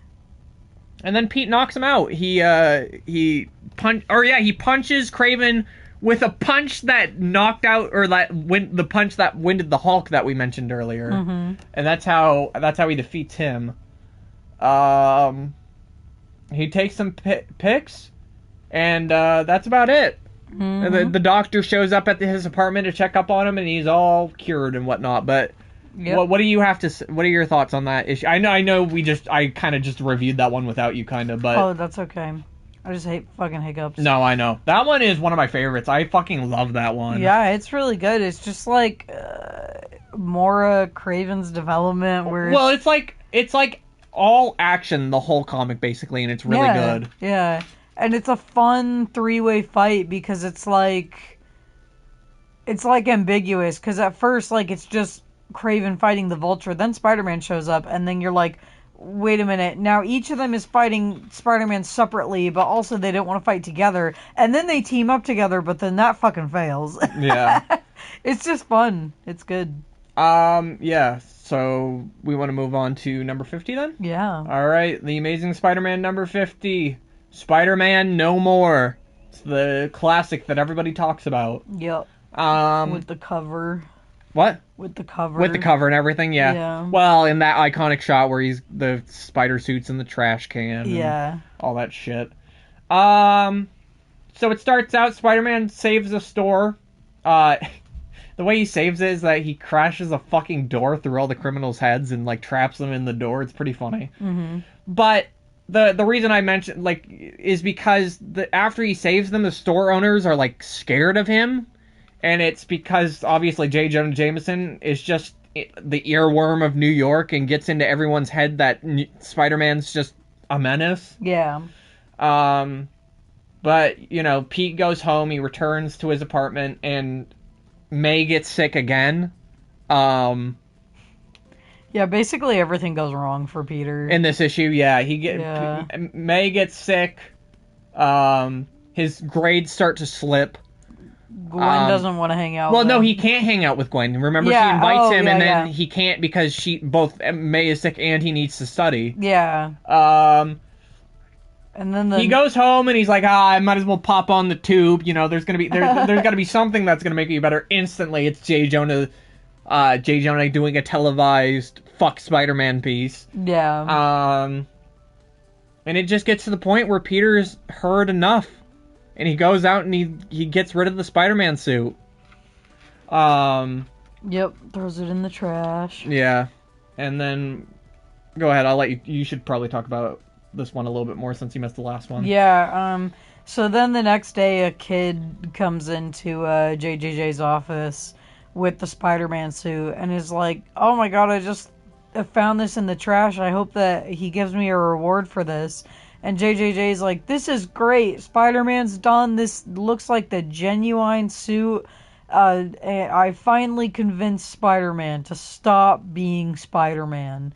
And then they have a funny joke where JJJ is like, "Oh, kid, you deserve a reward. How about you grab a free newspaper on the way out?" Yeah. And the kid's like, "That's a reward?" Yeah. Well, basically, this news gets so popular that, like, Ed Sullivan... There's, like, a guest appearance by Ed Sullivan on the Ed Sullivan Show. Like, the spider suit is shown on the Ed Sullivan Show, and he, like, talks about it and stuff like that. It's very interesting. All these, like, major people start talking about it. But, Then the underworld hears about it. yes, so basically, the famous character, the Kingpin, is ready to spring into action. He's ready to unite all of the criminal underworld underneath him. Yes. So he calls a meeting of the biggest gangsters, and Patch is out, and he kind of overhears some of this, and he figures out that Spider-Man was the only thing preventing this from happening, from all of these, like, criminals coming out and shit like that. So Peter the next day goes to the Daily Bugle, and he quits, which really upsets J. Jonah Jameson, because he's the best picture taker. He gets, like, the best pictures for... Which, honestly, though, why would you still need your Spider-Man photographer if there is no more Spider-Man? I don't get that, but whatever. There should be no issue, really. I guess maybe he could have tried to get Peter to do other things, but... Kingpin then uses a test. He does, like, a test on the city to see that Spider-Man's really gone, and he, like, robs multiple storefronts at once, and it's really like in broad daylight. Yeah, in broad daylight, it's really weird because no superheroes try to stop it, but whatever. Yeah. I guess because maybe the idea is that Spider-Man takes care of the lowly criminals so that the upper, like, superheroes, like Iron Man, will only have to deal with, like, you know, the Mandarin or whatever. Because, like, what, in the Avengers, is that all they fight? Do they ever fight random thugs? No, they don't fight random thugs. Exactly, like, so maybe... they fight fucking Count Nefaria, so... I don't know what that is. They fight fucking little men who live in the Arctic Circle. Alright. Yeah. But... yeah, the test obviously works because Pete is not coming back as Spider-Man, even though he keeps hearing news. Like, there's a bit where he hears news and he just completely tries to block it out and ignore it. You know, but otherwise, his life is getting back to normal. Somewhat, yeah. Well, no, like, he talks with Gwen. Yeah, but she still can't even hang out with him. No, not really, but it's revealed to us in the audience that she still likes him romantically. Yeah. And obviously he still likes her. But, you know, he tries to, like, kind of block out all of these police reports. He keeps, like, jumping to it, though. The base instinct keeps popping up to want to help.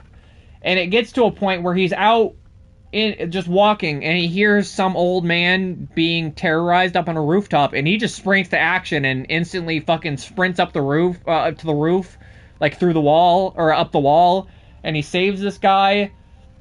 And it's kind of epic. I do love things when superheroes, like, use their powers without the suit on. Yeah, well, because he does it so quickly that no one sees him do it, really. Yeah, and it's at night. Yeah. But he leaves, and he's like, why did I do that? And he's instantly like, oh, because that man reminded me of Uncle Ben. And he just starts sobbing, and he remembers the day that he lost Uncle Ben. Yeah. And he's like, he comes to the realization where he's like, fuck, I can't not be Spider-Man because I took an oath for that man. And if I stopped, that would be disrespectful to him. Yeah. okay, also there's like this little bit at the end. Can you explain why Foswell tries to become the big man again? Okay, so what happens is... Because there's like this, we didn't mention it earlier, but he like thinks to himself, he's like, oh, I'm gonna become the big man again. Yeah, so what happens? Okay, Spider-Man is gonna be Spider-Man again. Yep. And then we cut to Foswell, who's talking to Kingpin, where he says, like, oh, well, I was the big man, and you just cut in on my work. Even though this was 40 fucking issues ago, yeah. which means it was probably like 2 years ago. Yeah, and he was like, you cut in on my work, and you're uniting the underworld like I wanted to. It is the same plan. It is. He's just like, this is something that I'm supposed to be doing, and so you're gonna fall in line under me. And Kingpin is like, no, you aren't, motherfucker, and shoots him with a laser. Yeah, he has a cane and he has a laser shoots out of it and shit. Yeah, and so then he captures Foswell and is just like, I'll keep you for later if you become useful. Yeah, so basically Pete goes to the Daily Bugle where the Spider-Man suit is being held, and he steals it back, and he plays a few pranks, or he tells a couple jokes to J. Jonah Jameson, and he swings out going to save the day. Yep. And that's where we leave that for next time. I'm very interested to see, because obviously he's going to fight the Kingpin in the next issue. Yes. Yeah, but there's that really great cover with the Kingpin on the next issue. Yeah, but what are your thoughts on number 50? I think it's really good, but I think, like, it is another situation with a comic where it got so hyped up for me that I'm like, it's here is my problem, right? Yeah. They, like we were saying, they do this thing where he's constantly talking about how he doesn't want to be Spider-Man. Yeah. In the issue before this issue, that does not even happen at the end. He has no bits where he...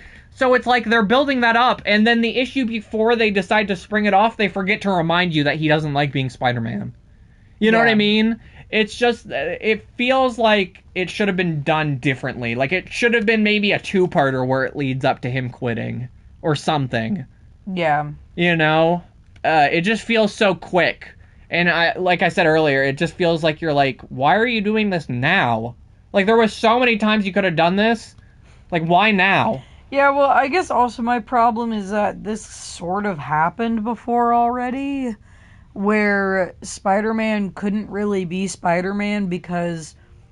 Aunt May was sick. Because Aunt May was sick. Like, he said, like, oh, I can't fight these villains, because if I die, Aunt May's gonna have no one. And I know the reasoning is a little different. But it's the same It's the same concept, yeah. I feel like... He comes to the same realization, where he's like, oh, I need to be Spider-Man. Yeah. But yeah, I did really like it. I just, it wasn't as great as I thought it was gonna be. I completely agree. I put good could have been great. Yeah. For my rating of it, because it is a letdown. I'll be honest. Like, it's not terrible, but it's not what everybody's like, oh, this is the end all be all fucking Spider-Man comic. Yeah. And it's like, bro, the final chapter exists. Yeah. And with that being said, we're gonna move on to the ranking. Everybody ready? Ranking time. Here's our special new thing we're doing. Yeah, so every 50 we agreed that we're gonna rank the 50 that we did. We're not gonna rank, maybe for like a final thing, maybe we'll do like every single one. That's gonna be a fucking lot. Yeah. But every 50 we would just like post it or something instead of literally naming every single issue. Well, I mean, fucking Markiplier or like people do like 2-hour fucking streams where they like rank every Pokemon. Yeah. Well, maybe then we would do like our top 50 of all time or something. Of all time, yeah. That would be pretty good. Yeah. Yeah. So do we want to? So do we want to talk about how we're doing this? We're doing this every 6 we trade off, because there's 54 of them, so we wanted to make a divisible number. Yeah, so 54. I'll do you want to go first, or rock, paper, scissors, or? Yeah, well, I just wanted to say as well, so like we said, every 50, but it's not going to encompass the previous 50. It's just going to be... Well, every 50, including, like, the annuals, and if there's anything... Because the annuals and Amazing Fantasy number 15 are included in those. Yeah, so it's 54. Yeah. Yeah. So whatever encompasses in that block of 50. Yeah, that block of the Amazing Spider-Man original run storyline. Yeah. Yeah. Okay, well, now we can do rock, paper, scissors. All right. Just a one? Yep. All right. Rock, paper, scissors, shoot. All right, I go first. First 6. All right. The bottom 6. So we're starting at 54, going up. 54. Amazing Spider-Man Annual number 2. Mm-hmm. And I just want to clarify why I have that as the bottom. And it's because I think the bottom 5 I have are all interchangeable, basically, with how bad they are. Or at least the bottom 4 are all interchangeable with how bad. But I have this one at the very bottom because it is twice the length of a normal one, and there is nothing redeeming about it at all. So, yeah. I then have number 53, Amazing Spider-Man number 22, The Clowns and the Master of Menace. If you don't remember that one, it's because it sucked. That's the one with Princess Python and all that shit. Number 52, The Amazing Spider-Man number 8, The Living Brain / The Human Torch. That's the bullshit bitch. The bullshit bit where Spider-Man fights the Human Torch and the Fantastic Four in that second bit for some reason. 51, Amazing Spider-Man Annual number 3. I just have that one higher because I like the bit with the Hulk. Number 50, The Amazing Spider-Man number 35, The Molten Man Regret. Don't give us such a good title if you're not gonna give us a good issue. Fuck you, Stan Lee. And then The Amazing Spider-Man at 49, I have The Amazing Spider-Man number 36, When Falls the Meteor, and that's a give me that why it's so low. I think that's my 6, right? 1, 2, yeah, 3, up to 4, 49. 5, 6. Yeah, okay. Yeah. So. Okay, so mine is pretty similar. For the bottom 3, I have the same ones. They're just in a different order. For 54, 53, and 52? Yeah. So I have The Clown and the Masters of Menace at the bottom because that one is a fucking insult to my intelligence with Princess Python, like, fucking grabbing Spider-Man's wrist and being like, I got you now. Yeah. And then I have Annual number 2, and then I have the one with the Human Torch. Those 2 Human Torch ones are just so stupid. Just the fact that he has to fight the Human Torch for no reason. Well, because it's the same problem as what we were just saying with the Amazing Spider-Man Annual. It's just violent, angry Spider-Man for no reason. Yeah, and that's the worst Spider-Man. Yeah. And then I have Annual number 3. Mm-hmm. As your 51 as well? Yes. Oh, that's funny. That correlates exactly. Yeah. Just a little higher than Make the sure you other say ones. the number of where... Yes. At number 50, I have a different one. I have the Vulture's Return. I mean, mine's not far off at all. Oh, yeah. I cannot remember a single fucking thing that happens it's boring. in that comic. Nothing happens in it. It's fucking boring. He fights the Vulture again and defeats him almost the same way. Yeah. Yeah, and obviously while we're doing this, we're just going to mention why it's bad. We're not going to go over the whole comic Yeah, again. Obviously this isn't reviewing all 54 again. Yeah. And then at number 49, I have issue number 9, Electro. Really? You have it that I have it so high comparatively? I don't like Electro. I just think it's a fun issue. And I don't like how he becomes Electro. I just think it's a fun issue. Also, it's like that... I would so much prefer that, like, he gets shocked by a fucking random electric pole than it just be like, oh, he had a or I guess he does have a workplace accident. He does. All of them have workplace accidents, though. But you put When Falls the Meteor in the bottom 6. I put it a little higher because a rock farts on a man. Yeah, but that's the only good part of that. That's the only part that Yeah, but, like, the Electro one is just boring, and that's my final say on it. Alright, your next 6? So what, we're at 48? Yes. So my 48 is Amazing Spider-Man number 7, The Vulture's Return. Okay. Boring. Yeah. 47, Amazing Spider-Man 42, The Birth of a Superhero. I just think it's really lame. It's a waste of John as being a superhero. That quite higher. Number 46, I have The Amazing Spider-Man number 23, The Goblin and the Gangsters. I think that one's just so lame and boring.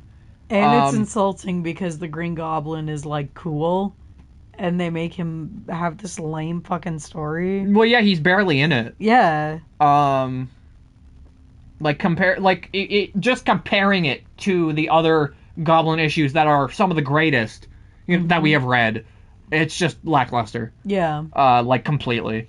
What do I go to? 42? You go to 43. You say up to 43. Okay. Number 45, I have The Amazing Spider-Man 30, The Claws of the Cat. It's like honestly, I think that should be lower now that I'm thinking about it. It should probably be like right below When Falls the Meteor, because at least When Fall the Meteors has the rock fart. Yeah. I'll talk about that one. I have it a little higher for a certain reason. And then 44, I have The Amazing Spider-Man number 29, Never Step on a Scorpion. It's just the return of Scorpion, but worse. It's lame. Not much happens in it.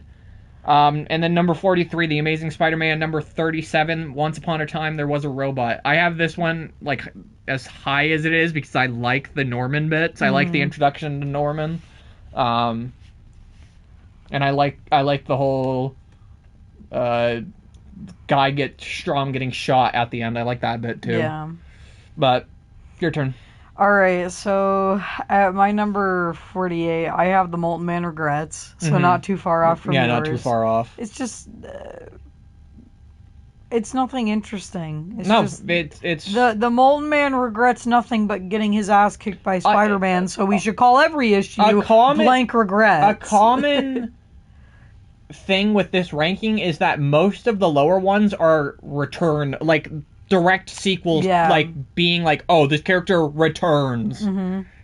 Because they usually don't do it very well. At number 47, I have When Falls the Meteor, so of course the Looter is a fucking lame villain, and we all hope we never see him again, but a rock does fart on him. And Gwen and Peter go to the museum, and Gwen bitches at Peter, and it's funny. For number 46, I have issue number 10, The Enforcers. I don't like The Enforcers. I've read so many goddamn issues with The Enforcers now. I just saw Ox in a Daredevil comic, and I'm like, these fuckers are so boring. They're just guys. They're guys who you go to school with them, and they're like, oh, I have a really funny talent. I can, like, tie cherry stems with my tongue. I'm like, okay, who cares?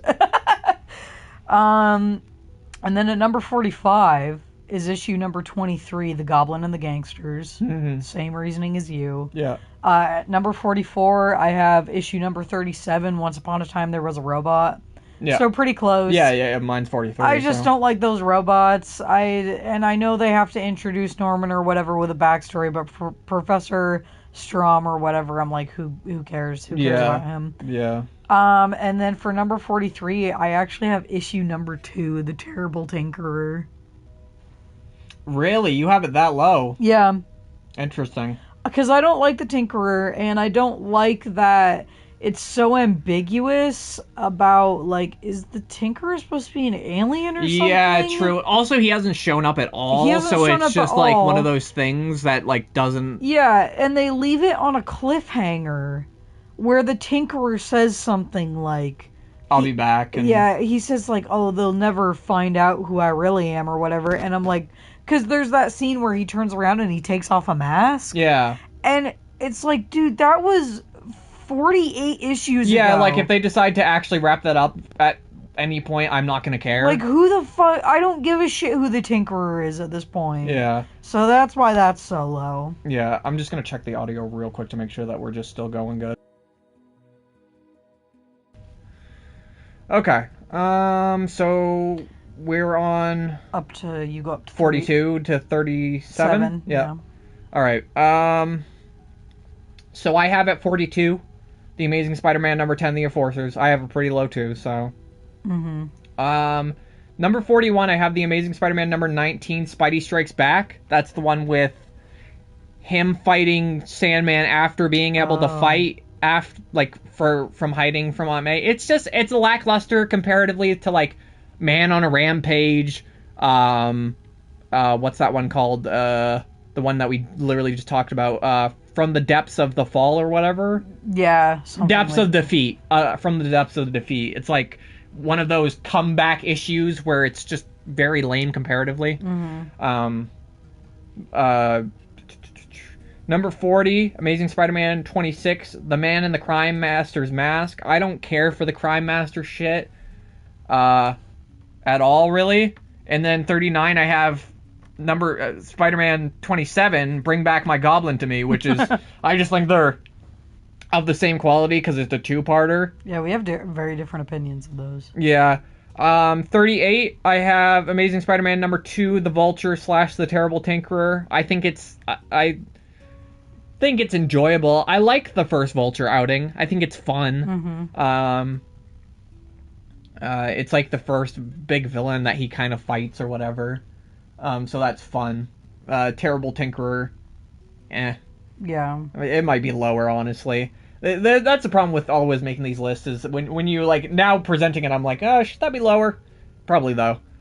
And then 37, Amazing Spider-Man 41, The Horns of the Rhino. Oh my god, we have the same thing. Really? Yeah. All right, go ahead then. Okay, so at number 42, I have issue number 1, The Chameleon Strikes.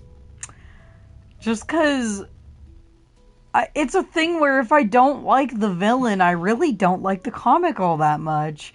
And the Chameleon just doesn't do it for me. I don't know. It just doesn't do it. And it's a similar one with number 41. I have issue number 15, Kraven the Hunter. I first read that and I was like, Kraven fucking sucks. Yeah. Yeah. He's a lot better now. I have a really special soft spot in my heart for Kraven. But that issue, I was just like, this is Kraven? You know what I mean? Yeah. At number 40, I have issue number 46, The Sinister Shocker. All right. Just like I said, we just talked about it. I'm not interested in the Shocker at all. I don't think he's interesting. No, and that's fair. I like the things that happen in it more than I like it. The only thing I like is that Peter gets his new apartment. I like that a lot. Isn't that also the issue with the Foswell bit, though? I thought you liked that. Oh, I do like that as well. Yeah. Is that the same issue he gets the apartment? It is. Oh. Yes. He gets it right at the end. Yeah, it's just a bunch of cool shit. And then, or were you going to say something? No, I was, but I forgot it. Okay. Number 39, I have issue number 3, Dr. Octopus.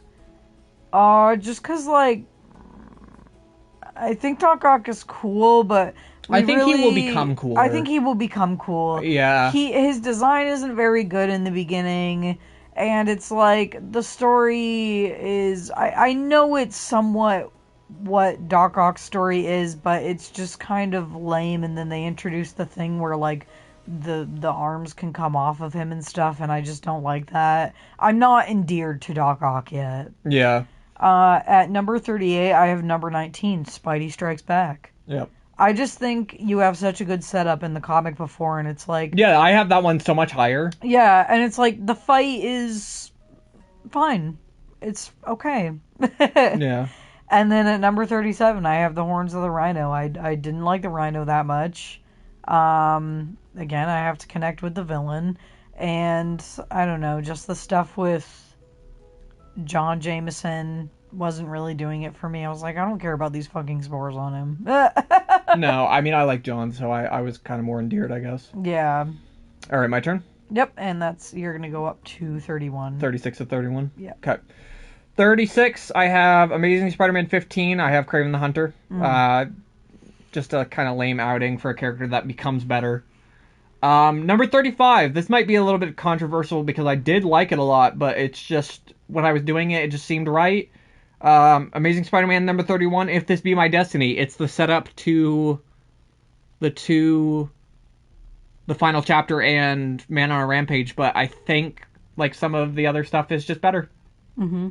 And I think it is the weakest bit of that anyway, so... Well, because he does just fight random goons. Yeah. It's just set up. It's a lot of setup for a very, very good payoff, but it's a lot of setup. Number 34, Amazing Fantasy 15. It's basically middle. I think it's like almost middle. So it makes sense. 33, Amazing Spider-Man number 3, Dr. Octopus. I think it's slightly better than you, I guess, but yeah, it's kind of a lackluster, but I don't think it is the worst. I definitely think it's better than Kraven the Hunter's intro, for sure. And I like the bit where he's like in the hospital smacking people around. Do I read 32? Yeah, you read 31 as well. Oh, really? Yes. Oh, okay. 32, I have the Amazing Spider-Man number 11, Return of Dr. Octopus, so I think it's better than I just think Dr. Octopus has been kind of lame other than the final chapter and stuff, but even in that he's barely like a part. He's just a gear that is needed to progress the story. Yeah. Instead of a character that needs to be there to have development or anything. You know what I mean? He's cool. I like Dr. Octopus, and the stuff in Return of Dr. Octopus, like the Bennett Brandt, he gets killed in that, and that's interesting because it shows you that not everyone is safe in the Spider-Man comic and stuff like that, even if it's just a small character. But and then I like the fight between him and Doc Ock. And then on number 31, I have Amazing Spider-Man 13, Mysterio. Okay. Wow. That's very different. I have Mysterio a lot higher. Alright, so to pair it with issue number 41, at number 36, I have issue number 43, Rhino on the Rampage. Which it's just the same sort of thing. What I like out of that is like the MJ stuff, where she wants to go see the fight and everything. So this is like where we're getting to like the mid-range. I don't like the Rhino that much. At the end, it's like, it does make sense he wants to go back and get John or whatever, but I think I would have preferred if the fight ended, like while MJ was there with the crowd and stuff. Yeah, I can get that. Yeah. At number 35, I have number 29, Never Step on a Scorpion. Just because Really? That's so high. It's just such a nothing comic to me. I quite like the Scorpion. I do too. That's why I have the Scorpion one really high. Yeah, I like it because they have the water fight. I like that the Scorpion is so fucking crazy, and that within the Scorpion comic, he also wants to go kill JJJ. Yeah, no, I agree. Well, but to use the water, there are so many water fights. Like Spider-Man fights fucking Doc Ock underwater in annual number 1. But like in that water fight, Spider-Man like fucking chokes out the Scorpion. True. I like it. I like the fight. Here's a hot take. At number 34, I have issue number 30, The Claws of the Cat. That's really high. And now, why though? I like it because this is the turning point. Where I don't necessarily like the cat bit. And I think this is intentional. I think the cat is such a lame, small-time villain because what's going on is Spider-Man is dealing with the Betty Brant situation where it's coming to its head, where she comes and talks to him at his house and is like, Ned asked to marry me. And he just fucking freaks the fuck out. Yeah. And it's like right when they get out of high school and stuff. When he gets out of high school. Yeah, when he gets out of high school. And I just like the drama of it and the fact that at the end Peter's like, oh shit, the cat has been on the loose this whole time. I guess I better go get him. Yeah. So I quite like it. And then at number 33, I had issue number 11 pretty similarly, Return of Dr. Octopus. Mine was 32, so. Yeah. Because I have the issue that goes with that, Unmasked by Dr. Octopus, way higher. Yeah, mine's way higher as well. I like the gimmick of it, of him actually fucking getting unmasked. Well, but that's not the one you're talking about, you know? No, but, like, Return to Dr. Octopus, I'm just like, yeah, it's like he goes to Philadelphia and stuff. And you said you liked the fight as well, the boat fight. Yeah, I like the boat fight, but it's, like, nothing super special. Yeah. And then at number 32, I have issue number 28, The Molten Man. Just because I really like that fight and the style in the dark. Yeah, like with the glowing stuff, yeah. Yeah, whoever did the art did a really good job, and it really sticks in my mind. Well, whoever thought of the idea for the fight had an excellent idea. Yeah, yeah. And then at number 31, I had issue number 42, The Birth of a Superhero. And I have it a lot higher than the... I'm surprised you have it so much higher than the Rhino ones, because I just think, like, the Rhino ones are better. I like this better because I just like that Spider-Man's not actually really fighting a villain. It's just, like, a misunderstanding, and the fact that, like, John gets so messed up, like, from the influence of his father and the spores and everything... I just quite like it. I like the twist that it's not even really a villain. Yeah, I can agree with that. Yeah. Alright, now you go up to, you say 24? 25. 25? Yeah. Alright, from 30, right? Yep. Alright, my number 30 is The Amazing Spider-Man number 17, The Return of the Green Goblin. I think it's not the most solid Green Goblin, but I do appreciate when he shows up. I do like the fan club stuff a bit. It has one of those problems though where it's like it's like the starting point almost for when Peter and Betty start just like fighting all the time. So I do have a gripe with it there, but I like it mostly. Number 29, I have The Amazing Spider-Man number 48, The Wings of the Vulture. I think it's just a solid Vulture one. It's better than all of the other ones. So, or all the other Vulture ones at least. Number 28, I have The Amazing Spider-Man number 18, The End of Spider-Man. I can't even remember which one is that for some reason. It's escaping me. Oh, that's the one where he hides. Okay. For some reason, that one was just escaping me. Yeah, I think it's good. I like the aspect. It like we were saying earlier, though, it kind of does the same thing as Spider-Man No More, to a lesser degree. I do like that it's like the only Spider-Man comic with no fighting. Mm-hmm. Yeah, it's just a solid comic. Number 27, I have Amazing Spider-Man 43, Rhino on the Rampage. I fucking love it. I really do. I like MJ a whole lot. I don't mind the Rhino in that. I like the bit when they fight. I just like it. It's solid. Number 26, The Amazing Spider-Man 28, The Molten Man. I really like the Molten Man shit too. It's fun. 25, I have Amazing Spider-Man number 50, Spider-Man No More. So if we were excluding the annuals, that would be the halfway point. Yeah. So I think, like I said, it's very close to the end of Spider-Man in the terms of what kind of content it is. I think it does it better. I like the Kingpin stuff, but it's held back by what we were discussing about earlier in the review. Mm-hmm. So you're done. Yeah, I'm done. Yeah. Okay. Okay, at number 30, I have number 31, If This Be My Destiny. I put a little higher than Brant, just because... Yeah, I feel like I kind of put it a little low, if I'm honest. Yeah, I like the social stuff with, like, this is...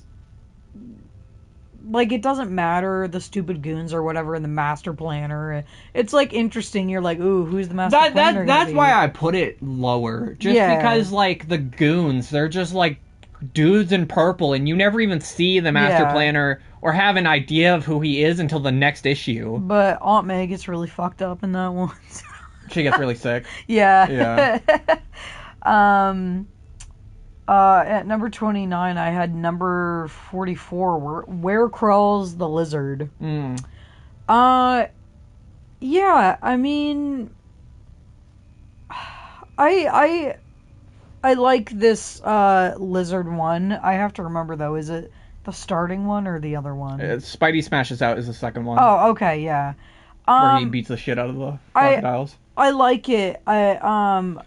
But it's just like, it kind of sets it up just like, oh, the lizard is back. Yeah. It's a lot more interesting when you get to the fight. I really like, though, the bits with them at the train station. I think that opening is really, really good. It is a good opening, yeah. I will agree that the like midpoint where he's kind of like searching for the lizard, you're like, eh. Yeah. And then at number 28, number 45, Spidey smashes out. Yeah, I just like it a little bit better. I like that Peter is so clever in it, and I like the new personality traits. So these kind of go together. But the new personality traits of the lizard, where it's like he doesn't even know that he was Kurt Connors before. Yeah. And then at 27, I have number 34, The Thrill of the Hunt, which is the one where they fight at, like, that building and Kraven beats up those people who were trying to fuck with Spider-Man. Mm-hmm. Just because Kraven is starting to get a little bit better. Yeah. I'm just like, yeah, he's a cheating son of a bitch, but he's my cheating son of a bitch, so... Is that it? Yeah. Okay. So, 24... I didn't even go to 25, sorry. Oh, okay. At number 26, I have number 48, The Vulture's Back. Just because, like, that's the weakest one out of those. 48, you mean the Vulture, the Wings of the Vulture? The Wings of the Vulture, yeah, I got the wrong name. But just because, like, that's the weakest one for me, I really wanted to see the Kraven stuff more. Well, honestly, though, it's a shame because I felt like the stuff with the Vulture in the one where they're together is also good. Yeah. It's just a shame that it's like kind of a dip in the middle. The Vulture looks better, though. Yeah, I like it. I like the helmet design. It looks a little goofy, but I like it. I like it, yeah. And then at number 25, I put Amazing Fantasy 15. Just because I kind of went with a middle road with it, too. It doesn't, like, amaze me or anything. It's a really great start for Spider-Man. And obviously... I mean, looking at it, obviously, having it 34 is less than middle for me. But. Yeah. But it's just, like, it's where everything starts. And it's just exciting to, the start of Spider-Man. All right. So, is that it? Yep. Yeah. Okay, so 24 to 18? You say... Or to 19. You say to 19. Okay. So, for number 24, I have Amazing Spider-Man Annual number 1, Sinister Six. It's really good. The more I think about it, the more I like it. Oh, we have that same placing? Really? Yes. 23, I have The Amazing Spider-Man number 5, Doctor Doom. I was honestly going to put this one lower, but after talking to Akasha about it, the prospect that Spider-Man defeats Doctor Doom almost single-handedly honestly does make this better than a lot of other comics. Yeah, I have it way higher, so I'll talk about it when I get there. Yeah, but I did put it a lot higher than I initially was going to. Number 22, I have The Amazing Spider-Man number 9, Electro. I really like the Electro one. I like the bit where he pulls out the gun because he has nothing else to do. I like how he looks. I like his character. I like the bit where he tries to break everybody out of jail. I like it. 21, Amazing Spider-Man number 44, Where Crawls the Lizard. I think it is really, really good too, but I guess just to go to number 20, which is Amazing Spider-Man number 6, The Lizard, I think the first outing of the Lizard is better just because it's more funny to me, and it's more, I don't know, just like Spider-Man goes to Florida to catch a fucking lizard man. Yeah. And, like, I like the bit at the end. I mean, it's racist, but the bit at the end where J. Jonah Jameson tosses tears up the pictures because he doesn't believe the lizard's real. I like that. Did you say it's racist? Well, remember, he says something about, like... Remember? J. Jonah Jameson says something about... Oh! I can't remember what it was, because Peter says that he got the pictures from like, a Native American tour guide. Yeah, and J. Jonah Jameson says something like... I don't want to paraphrase, because it's something... It's not racist, he just says, like, oh, anyone could have made up these photos. He says something like that. Does he? Yeah. Okay, I thought... I remember us complaining about it being racist, though. I don't know. Yeah, but that's for those. So, do I do 19 now? Is 19 all I have left? Or? Yeah. Okay. Number 19, The Amazing Spider-Man. Number 20, The Scorpion. I love the fucking first edition with the Scorpion. I think it's really fun. Scorpion makes really funny faces that I like a whole lot. I like that it's another instance of J. Jonah Jameson I really like the ones where J. Jonah Jameson gets involved and tries to capture Spider-Man and does shit, because it always fucking bites him in the ass so hard. It's just good. Yeah. Okay, so yeah, number 24, I have annual number 1. Yep. It's just better than all the annuals, and yeah. Well, clearly, I have it. I have the two bottom 4 for the other two. This is 24 for me. So. Yeah, and I was saying that when we were talking about it in the review, we were saying it's fucking stupid that they don't actually all team up together. Yeah. But looking back at it now, I actually think it's a really good starting place where they're all too prideful to actually fight and together. some of these characters are still too prideful. Like Kraven fucking doesn't work. Oh yeah. Like that bit, like we were talking in the Depths of Defeat or whatever, where he fucking shoots the Vulture by accident. Yeah. It's like, okay. It's just they're not team players, and you see that there's going to be an evolution of the Sinister Six where they can work together. Yeah. And then at number 23, I have number 49, Vulture and Kraven.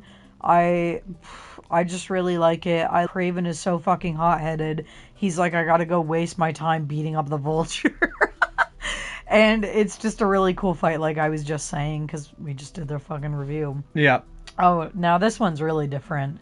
At number 22 and number 21, I have issues 26 and 27, The Man in the Crime Master's Mask. Oh, wow. And Bring Back My Goblin to Me. Wow.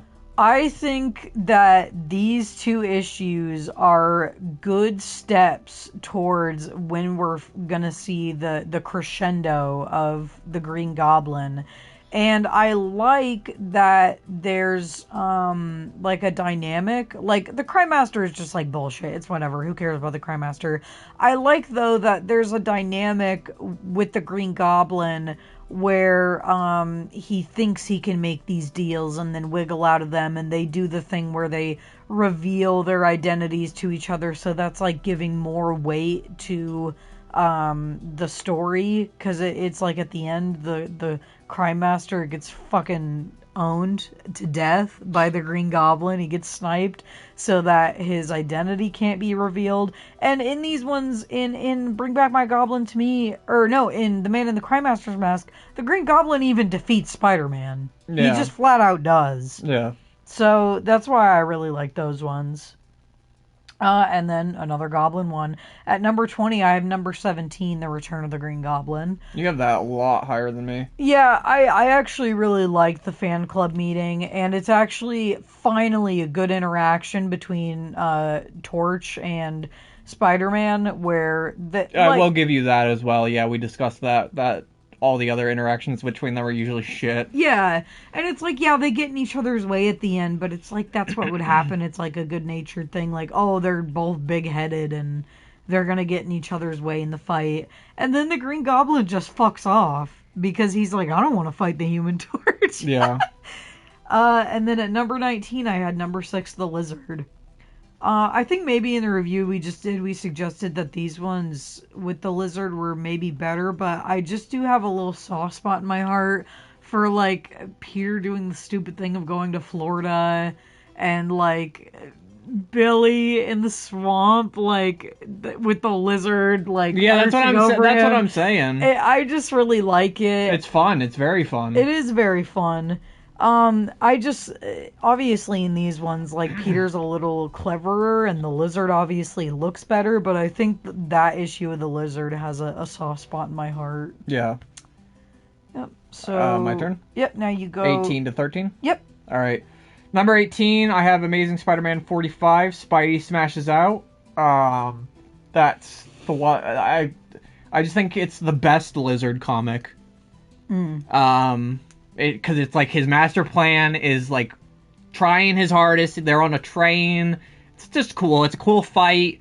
I just like it a lot. Number 17, I have the Amazing Spider-Man number 12, Unmasked by Dr. Octopus. That one, we talked about it a little bit. It's just solid. The whole explanation they have for why when he gets unmasked, no one thinks it's Peter Parker is really good. It's like one of the is it one of the first bits where, like, Aunt May's sick, right? Isn't she sick in that one? I can't remember. Or no, she's sick in 10. And she's on the bend, I think.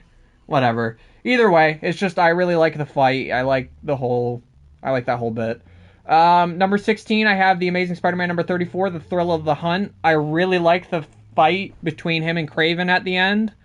And it's just one of those ones where it's like building Kraven to be a better character. I just think it's solid. 15, The Amazing Spider-Man number 46. This is I guess controversial to you, but I have the Sinister Shocker. I honestly think it is one of the best Spider-Man villain origin ones. I think it's just really good.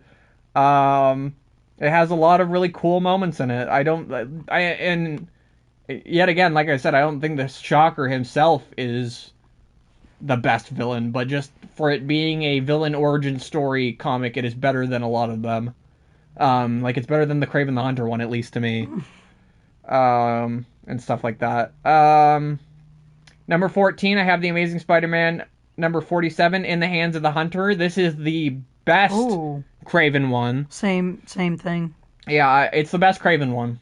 I don't. It's really good. It's really good. I like the bits with where he's looking for Norman. The thing is, you were complaining about it because you thought the retcon was stupid. I changed my tune. You changed your tune, but I was just so hesitant to get into it, and then I was like, "This isn't that bad." And then it's good. I like the party. I'm really sad that Flash leaves, but I like the party and stuff. All the stuff with MJ and Gwen, like the dance off they have and stuff. Mm-hmm. And then number 13, I have The Amazing Spider-Man number 32, Man on a Rampage. It's like one of the best. It's like full nuts to butt fucking action the whole time. Like, Spider-Man rips out a staircase while people are running up it. Like, how can you say no to that? Yeah. So yeah. Alright, at number 18, I have number 4, Nothing Can Stop the Sandman. Mm-hmm. I think it's one of the best origin comics.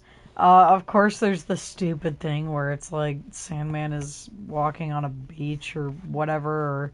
I thought you said you liked it, kind of though. Well, I think it's silly. Okay. Yeah, but you said it's obviously better than like the Sam Raimi movies version of what happens to fucking Sandman. No, it is way better. It's better because it makes a little more sense to me in my mind. Maybe technically it doesn't make sense, but I like it. It's goofy, but I think it's great, and I just think the Sandman is a really good character, and I'm surprised we haven't seen him in so long. I kind of miss the Sandman. I kind of miss the Sandman too. We haven't seen him since that one with him hiding, right? And I like the fun part where he goes into the high school.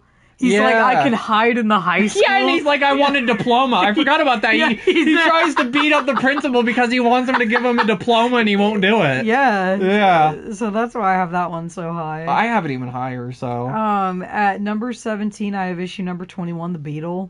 Mm-hmm. I saw the Beetle in his original Human Torch comic, and I really like the design of the Beetle. Is it different? No, it's the same. Okay, it's the same? Yeah, it's the same design. He's got one of the greatest villain designs. I love the design of the Beetle. I like that they included the Human Torch in that one because that's his villain.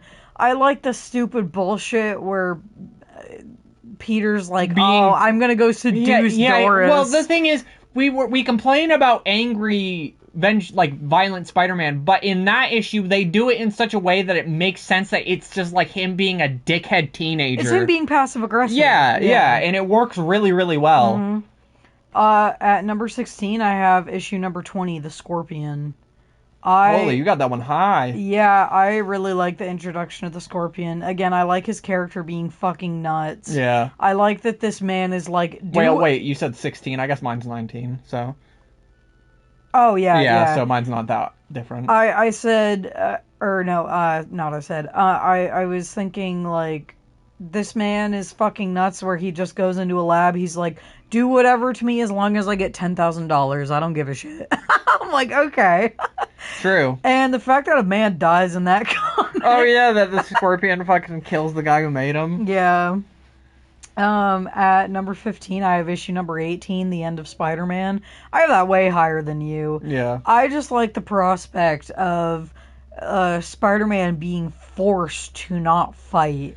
because he's so worried. It just shows that he has responsibility and he really cares about Aunt May.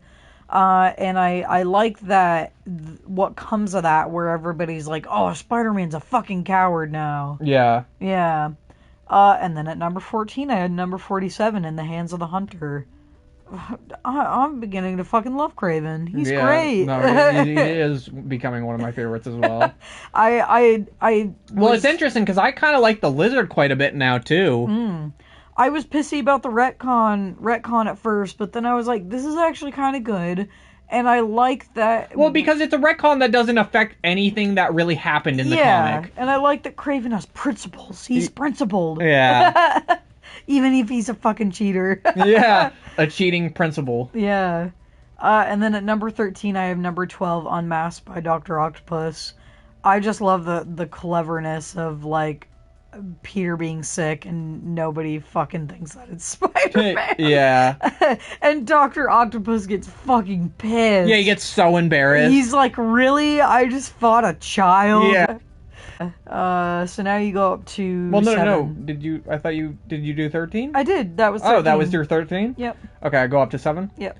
Alright, number 12, I have Amazing Spider-Man 21 The Beetle. I think it is the best interaction between the Human Torch and Spider-Man. And honestly, that comic gives me hope that when I see more of their relationship, it is going to be one of the best, like, superhero friendships I've seen. So that's why I really, really like it. I also, like we were saying, I really like the petty bullshit. It makes it seem more realistic and not so angry or anything. Number 11, I have The Amazing Spider-Man number 25, captured by J. Jonah Jameson. So, it's just so good. It's like, it's better than the Scorpion because it's J. Jonah Jameson directly trying to fucking kill Spider-Man. I love that little face he had, the little screen where he's just running on the robot. It's just good. It's really, really good.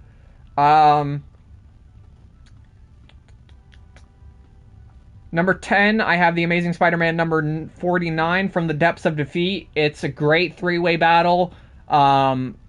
It's Spider-Man overcoming the odds. You know, he wakes up from being just fucking destroyed. And he instantly has to go back out and fight again. I love those ones. Those are some of my favorites where he has to go back into it immediately after something. You know what I mean? Number 9, I have The Amazing Spider-Man number 16, Spidey Battles Daredevil.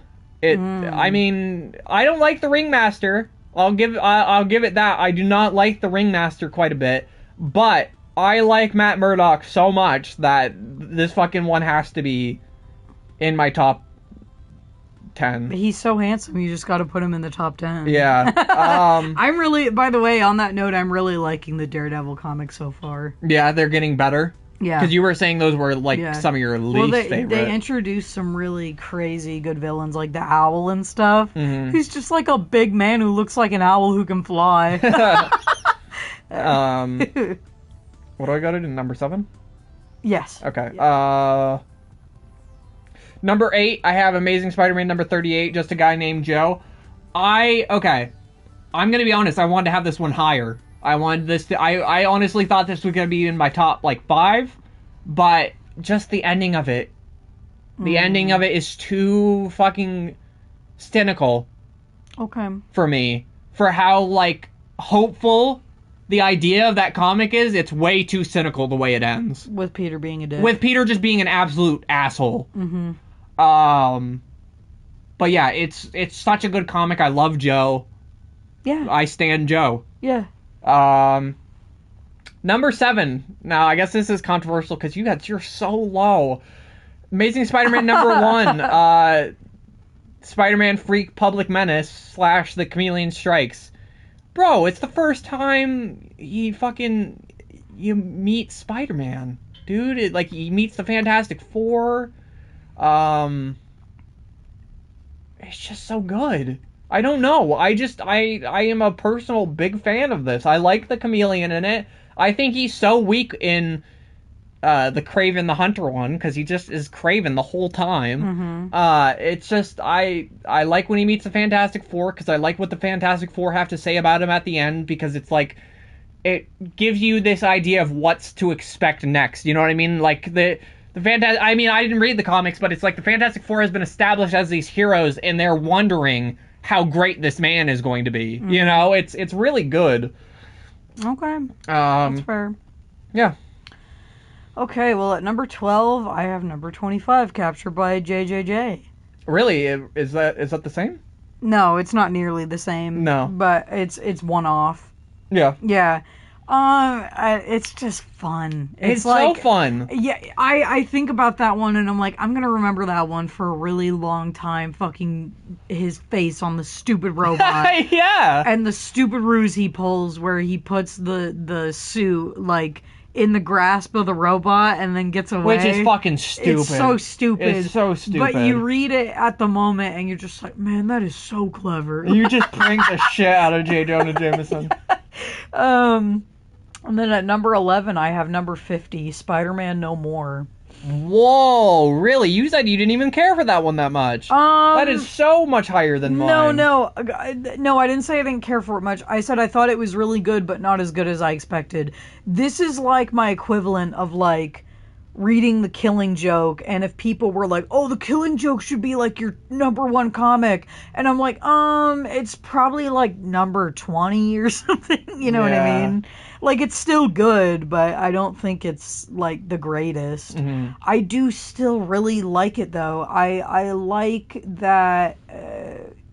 yes, it didn't happen right before, but Spider-Man has always had this problem. Well, that's my biggest problem, is I wish it just had a more focus that, like, oh, he has been having these thoughts. They don't even mention that he's been having these thoughts for a long time. He just kind of seems to come to the conclusion that he needs to do this. You know? Well, and it's like a lot of things in his life are coming together. I feel like sometimes, my voice cracked, but sometimes he doesn't even need to say it because you see how many times he's not getting a date with Gwen or MJ. I mean, I guess that's fair. You see that, like, Aunt May is sick all the fucking time. And so I just think that it's a culmination. Also, it's like the Kingpin is, like, barely in it. There's, like, not a whole lot that really happens in it besides the fact that he, like, quits being Spider-Man and then he is Spider-Man. You get a sweet little sneak peek, though, of the battle to come, and you're like, motherfucker, this guy has a laser cane? Like, yeah. So, yeah, that's why I put it quite high. Number 10, I have issue number 13, Mysterio, which is way higher than yours. I know you really like that one. I love Mysterio. I think that he has the coolest costume, and I love the thing where it's not that he's actually a magic dude. I love that he's just, like, a prop guy. Yeah, from a movie. Yeah, yeah, a movie. He's just a master of illusions. It's not about, like, really having fighting prowess or having magic powers or anything. He's just, like, a psychological menace. Yeah. And I really like that. Yeah, no, I completely agree. Yeah. I gotta, or well, Oh, go ahead. I was gonna say, I wish... The problem I notice is a lot of times is they introduce these people and they just disappear for a very long stretch of time. Like, Mysterio has not been in an issue for a very long time. Mm-hmm. And Dr. Octopus and stuff. It's a little disappointing sometimes. Well, I think maybe we're gonna sing a little bit of a different tune once we see them again, and we're like, "Oh my god, I haven't seen Mysterio in forever!" Maybe, holy shit. Yeah. So it'll be a little bit of a treat, maybe. Yeah. Like, and they're giving you time, so if they have a surprise villain, like someone who's disguised themselves, you're gonna have a harder time guessing. Yeah, fair. Yeah. At number 9, I have issue number... Hey, Eclipse, welcome to the review. You're getting at the tail end here. You're gonna see our top 6 Spider-Man comics. Yeah, you are. You came just in time for that. Yeah. Yeah. Are you finished? Oh, no, I'm not. No. I'm not. Okay. At number 9, I have issue number 32, Man on a Rampage. I fucking love how destructive Spider-Man gets. It's like, you know that no one's ever actually in danger of being killed by Spider-Man, but he's just going nuts. He is, like, bowling over these purple men like crazy. Yeah. He's like, no one is gonna fuck with me getting Ame's cure. Yeah. And I just really like it. I love the energy. It's like, it's different when Spider-Man has something to fight for and he gets pissed off. If he and it's something so important. It is so important because his aunt is gonna die. Yeah. Yeah. That clip says that he loves the building. I fucking made that Spider-Man. Thank you. Well, you started the base. Yeah, so I mean, I put the spider symbol on it too. Yeah. But then at number 8, I have issue number 24. Spider-Man Goes Mad. I really like that one. I think some of the impact was taken off me because I figured out it was Mysterio. Yeah. I was like, who else could fucking do this shit with like having things on the ceiling? No, just for me, it was like just such a moment. I was like, what the fuck? Yeah, but I love the imagery and I love that like it shows that Spider-Man is human because... Well, and it's just the psychology of that one is so interesting because actually you think about it and you're like, what if this actually happened? You know what I mean? Yeah, and you're like, everybody has been telling Spider-Man he's nuts. So like if a trained professional finally says it, it's like, how is he gonna react? Yeah. You know what I mean? Yeah. And then at number 7, I have issue number 5, Doctor Doom. I think this is... Quite a bit higher than me, but... Yeah, I think this is where Brant and I's perspectives diverge a little, where I have been reading all the other comics. And I was reading the Fantastic Four. I love Doctor Doom. He is, like, so fucking hard to defeat. It's like, he literally gets blasted off into space, and they're like, thank God he's gone. And then he comes back 2 issues later, and you're like, how the fuck did he get out of space? Like, or, like, he shrinks down to, like, smaller than an atom, and you're like, that's it. And then in this issue, he's using everything at his disposal to try and fuck with Spider-Man. But Spider-Man is just too good, and I love the fact that Spider-Man single-handedly, over the Fantastic Four, almost defeats Doctor Doom. Because Doctor Doom at the end pussies out, and he's like, holy shit, the Fantastic Four are coming, I cannot fight Spider-Man in the Fantastic Four. Listen, I raised it quite higher from where, it was going to be in like the bottom 30s, I think, but now it's in like the upper 20s, so you convinced me quite a bit. Yeah, I just think it's amazing. Yeah. I love that interaction. No, and I completely get you. Yeah. So do we want to go back and forth on these last 6? Like I do my 6? Okay, we'll do that. All right. My Amazing Spider-Man number 6 is Amazing Spider-Man number 4. Nothing Can Stop the Sandman. I have it so much higher, and the reason is I also love the Sandman bits. But the way it ends, as much as I fucking loathe how annoying the Betty Brant and Peter romance is, that bit at the end where they sit together and they just fucking talk, and that's the way it ends, like, it just is so fucking beautiful. It's so pure, and I love it. So I just had to have it so much higher. Yeah. What's your number 6 on? My number 6 is issue number 16, Spidey Battles Daredevil. Really? Yes.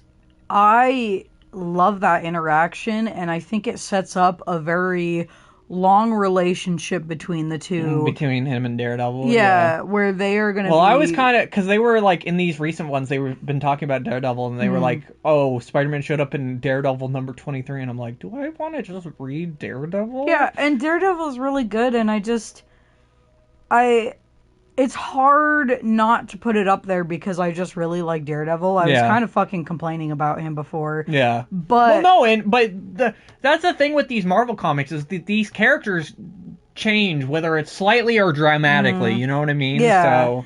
And I think it's just interesting where it's not a misunderstanding. It's not some bullshit where you're just like pulling out your hair. It's where Spider-Man actually gets hypnotized and then Daredevil pretty quickly finds out what's going on. Yeah. And they work together, and I just really like it. And I like that just to like have focus on the interaction between the two of them. It's them fighting the ringmaster and like some fucking guys at a circus. Yeah. Yeah. My number 5 is Amazing Spider-Man number 24, Spider-Man Goes Mad. I talk about it literally all the time. The Mysterio psychiatrist one, I cannot get enough of it. I love, it's one of the greatest fucking twists I've ever read. I don't know why. I got so bamboozled by it, but I love it so much. It's so good. And just the bit where, like, Spider-Man, he first walks into the office and it's just all upside down. It's, like, crazy. Yeah. It's so crazy. And you're like, as the reader, you're like, holy shit, maybe Spider-Man actually is going crazy. Just a little bit. It's just so good. Yeah. At number 5, I have issue number 38, just a guy named Joe. Oh man. Yeah, I wish I could have had mine. Joe. I wish I could have had mine higher. I really love do. Joe. He's just a Joe. He's just a guy. He just wants a little bit of respect. He wants a little bit of attention, and he doesn't have bad intentions. He just gets into a horrible accident. He's the wrong place, wrong time. Wrong place, wrong time. And at the end, when he gets the acting deal and he starts crying, I was reading that comic, I literally almost started crying. Yeah. I was like, no, it's very nice. Yeah, I was like, I'm so happy and for Joe. that is why I have such a problem with the very ending. Yeah. With, like, just how fucking cynical it is. Yeah. Comparatively. It's like, what? But why? I think Joe being happy overpowers it for me. I'm just happy he got a good ending. Well, I mean, obviously, I still like it enough. It's in my top 10. Yeah. So. All right. I mean, I think number 4, these ones, like, the last 5 are kind of no-brainers, I feel like, at least for me.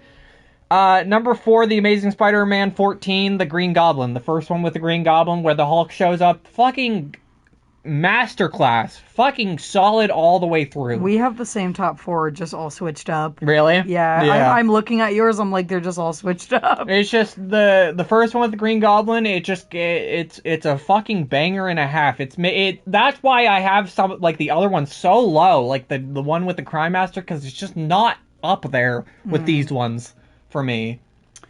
Number 4, I have issue number 33, The Final Chapter. It's just, this is, like, to me, the heart of Spider-Man. He is trying desperately not to save himself, but to save his Aunt May.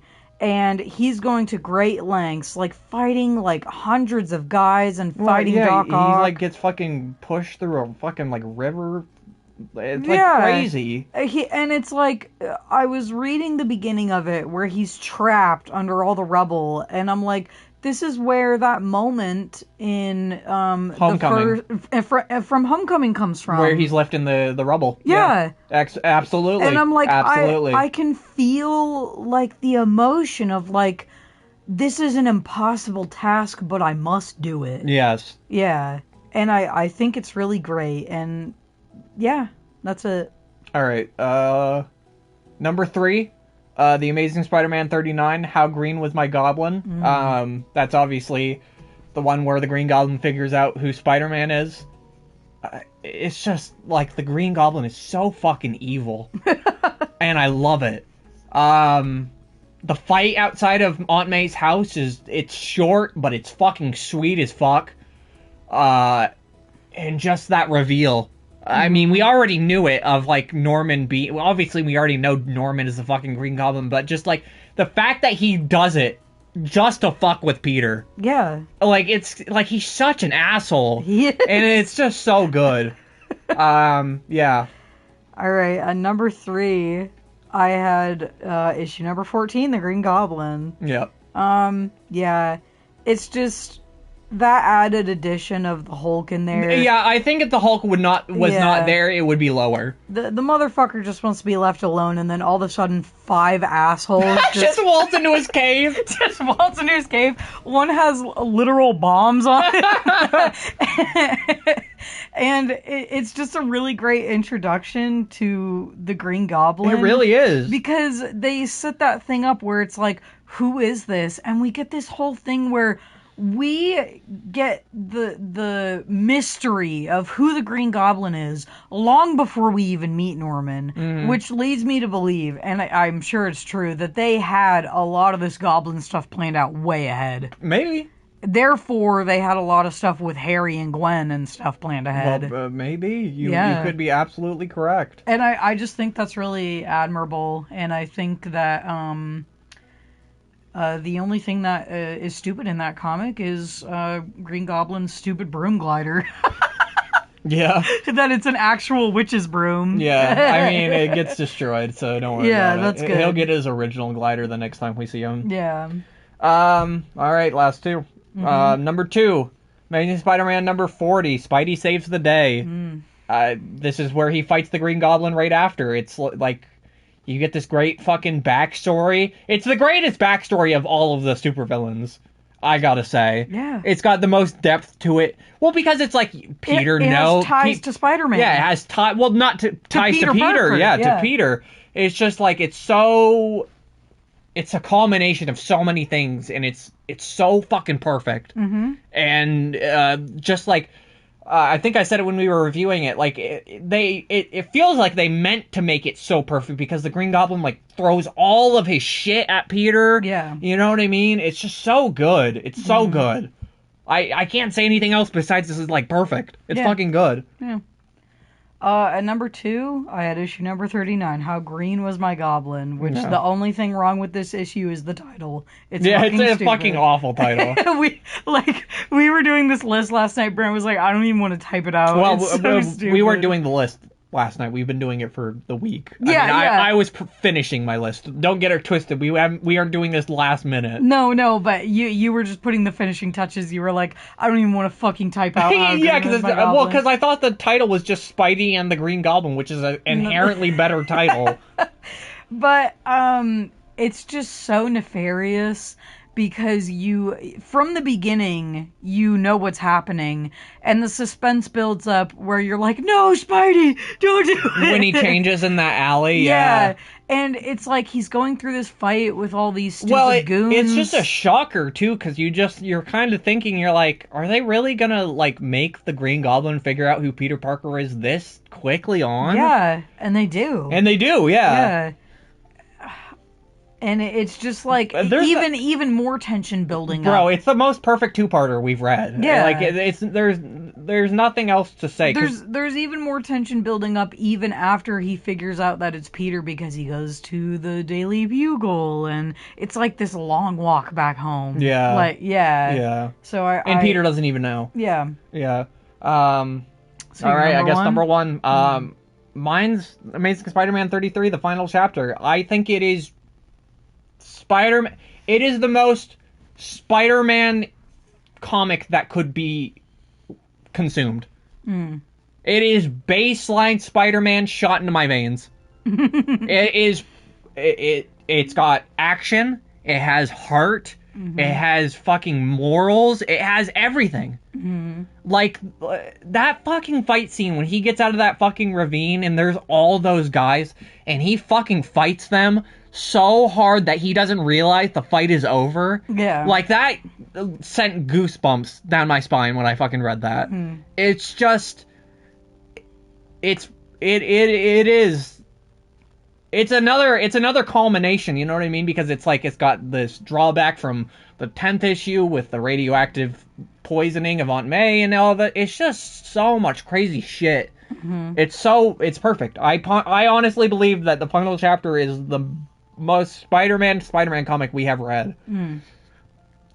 Well, my number 1 is Spidey Saves the Day, issue number 40. Yeah, no, that is fair. I would say that is also those two, the green Goblin ones are also just these three are basically interchangeable. I just think the final chapter is just so like that lifting. It's just Norman is so nuts. And the thing that's interesting about him is, like, he wasn't perfect beforehand. He was like a bad dad before. Yeah, he was a really bad dad before. And he didn't even realize it. He was just like, oh, I'm doing the best thing because I'm making a lot of money for Harry. Yeah. And I don't know. It's so good because it's a villain. It is the best villain origin, like you were saying. Yeah, no, it absolutely is. It's the best villain origin. It starts... I mean, you guys know the Green Goblin's going to show up again. It's going to be even more entwined with Peter's life and, like... I'm just wondering, though, if, like, when he shows up, if it's going to be this good. Yeah. I really don't know. Yeah, but I think it's great, and that's my last say on it. Yeah. Well, there. That took a while, but that was fun. That was very fun. I had a lot of fun doing it, and stay tuned, everyone, because soon we I'm so excited. Soon we might have another sweet little guest for the yes. stream. Yes, we might have a new goblin joining. A new joining goblin us. for you all to Yes to enjoy. And that'll probably be around for next Spider-Man stream for people who watch the Spider-Man streams then. Yeah. But yeah, that's it then. Mm-hmm. We are going to, unless we're gonna try to make this Sunday, every Sunday. So 51 to 60, and I don't think there's any annuals within this next slew, are there? I don't know. I'm gonna look real quick. Eclipse said, "Oh." Yeah. Yeah. So hang tight, people. It doesn't look like there's another annual. Okay. So it'll just be the baseline 10. Yep. I'm excited though. You guys will see. Thank you guys so much for joining. I really, really appreciate it. I will probably be back later, but yeah. All right. Bye-bye. Bye.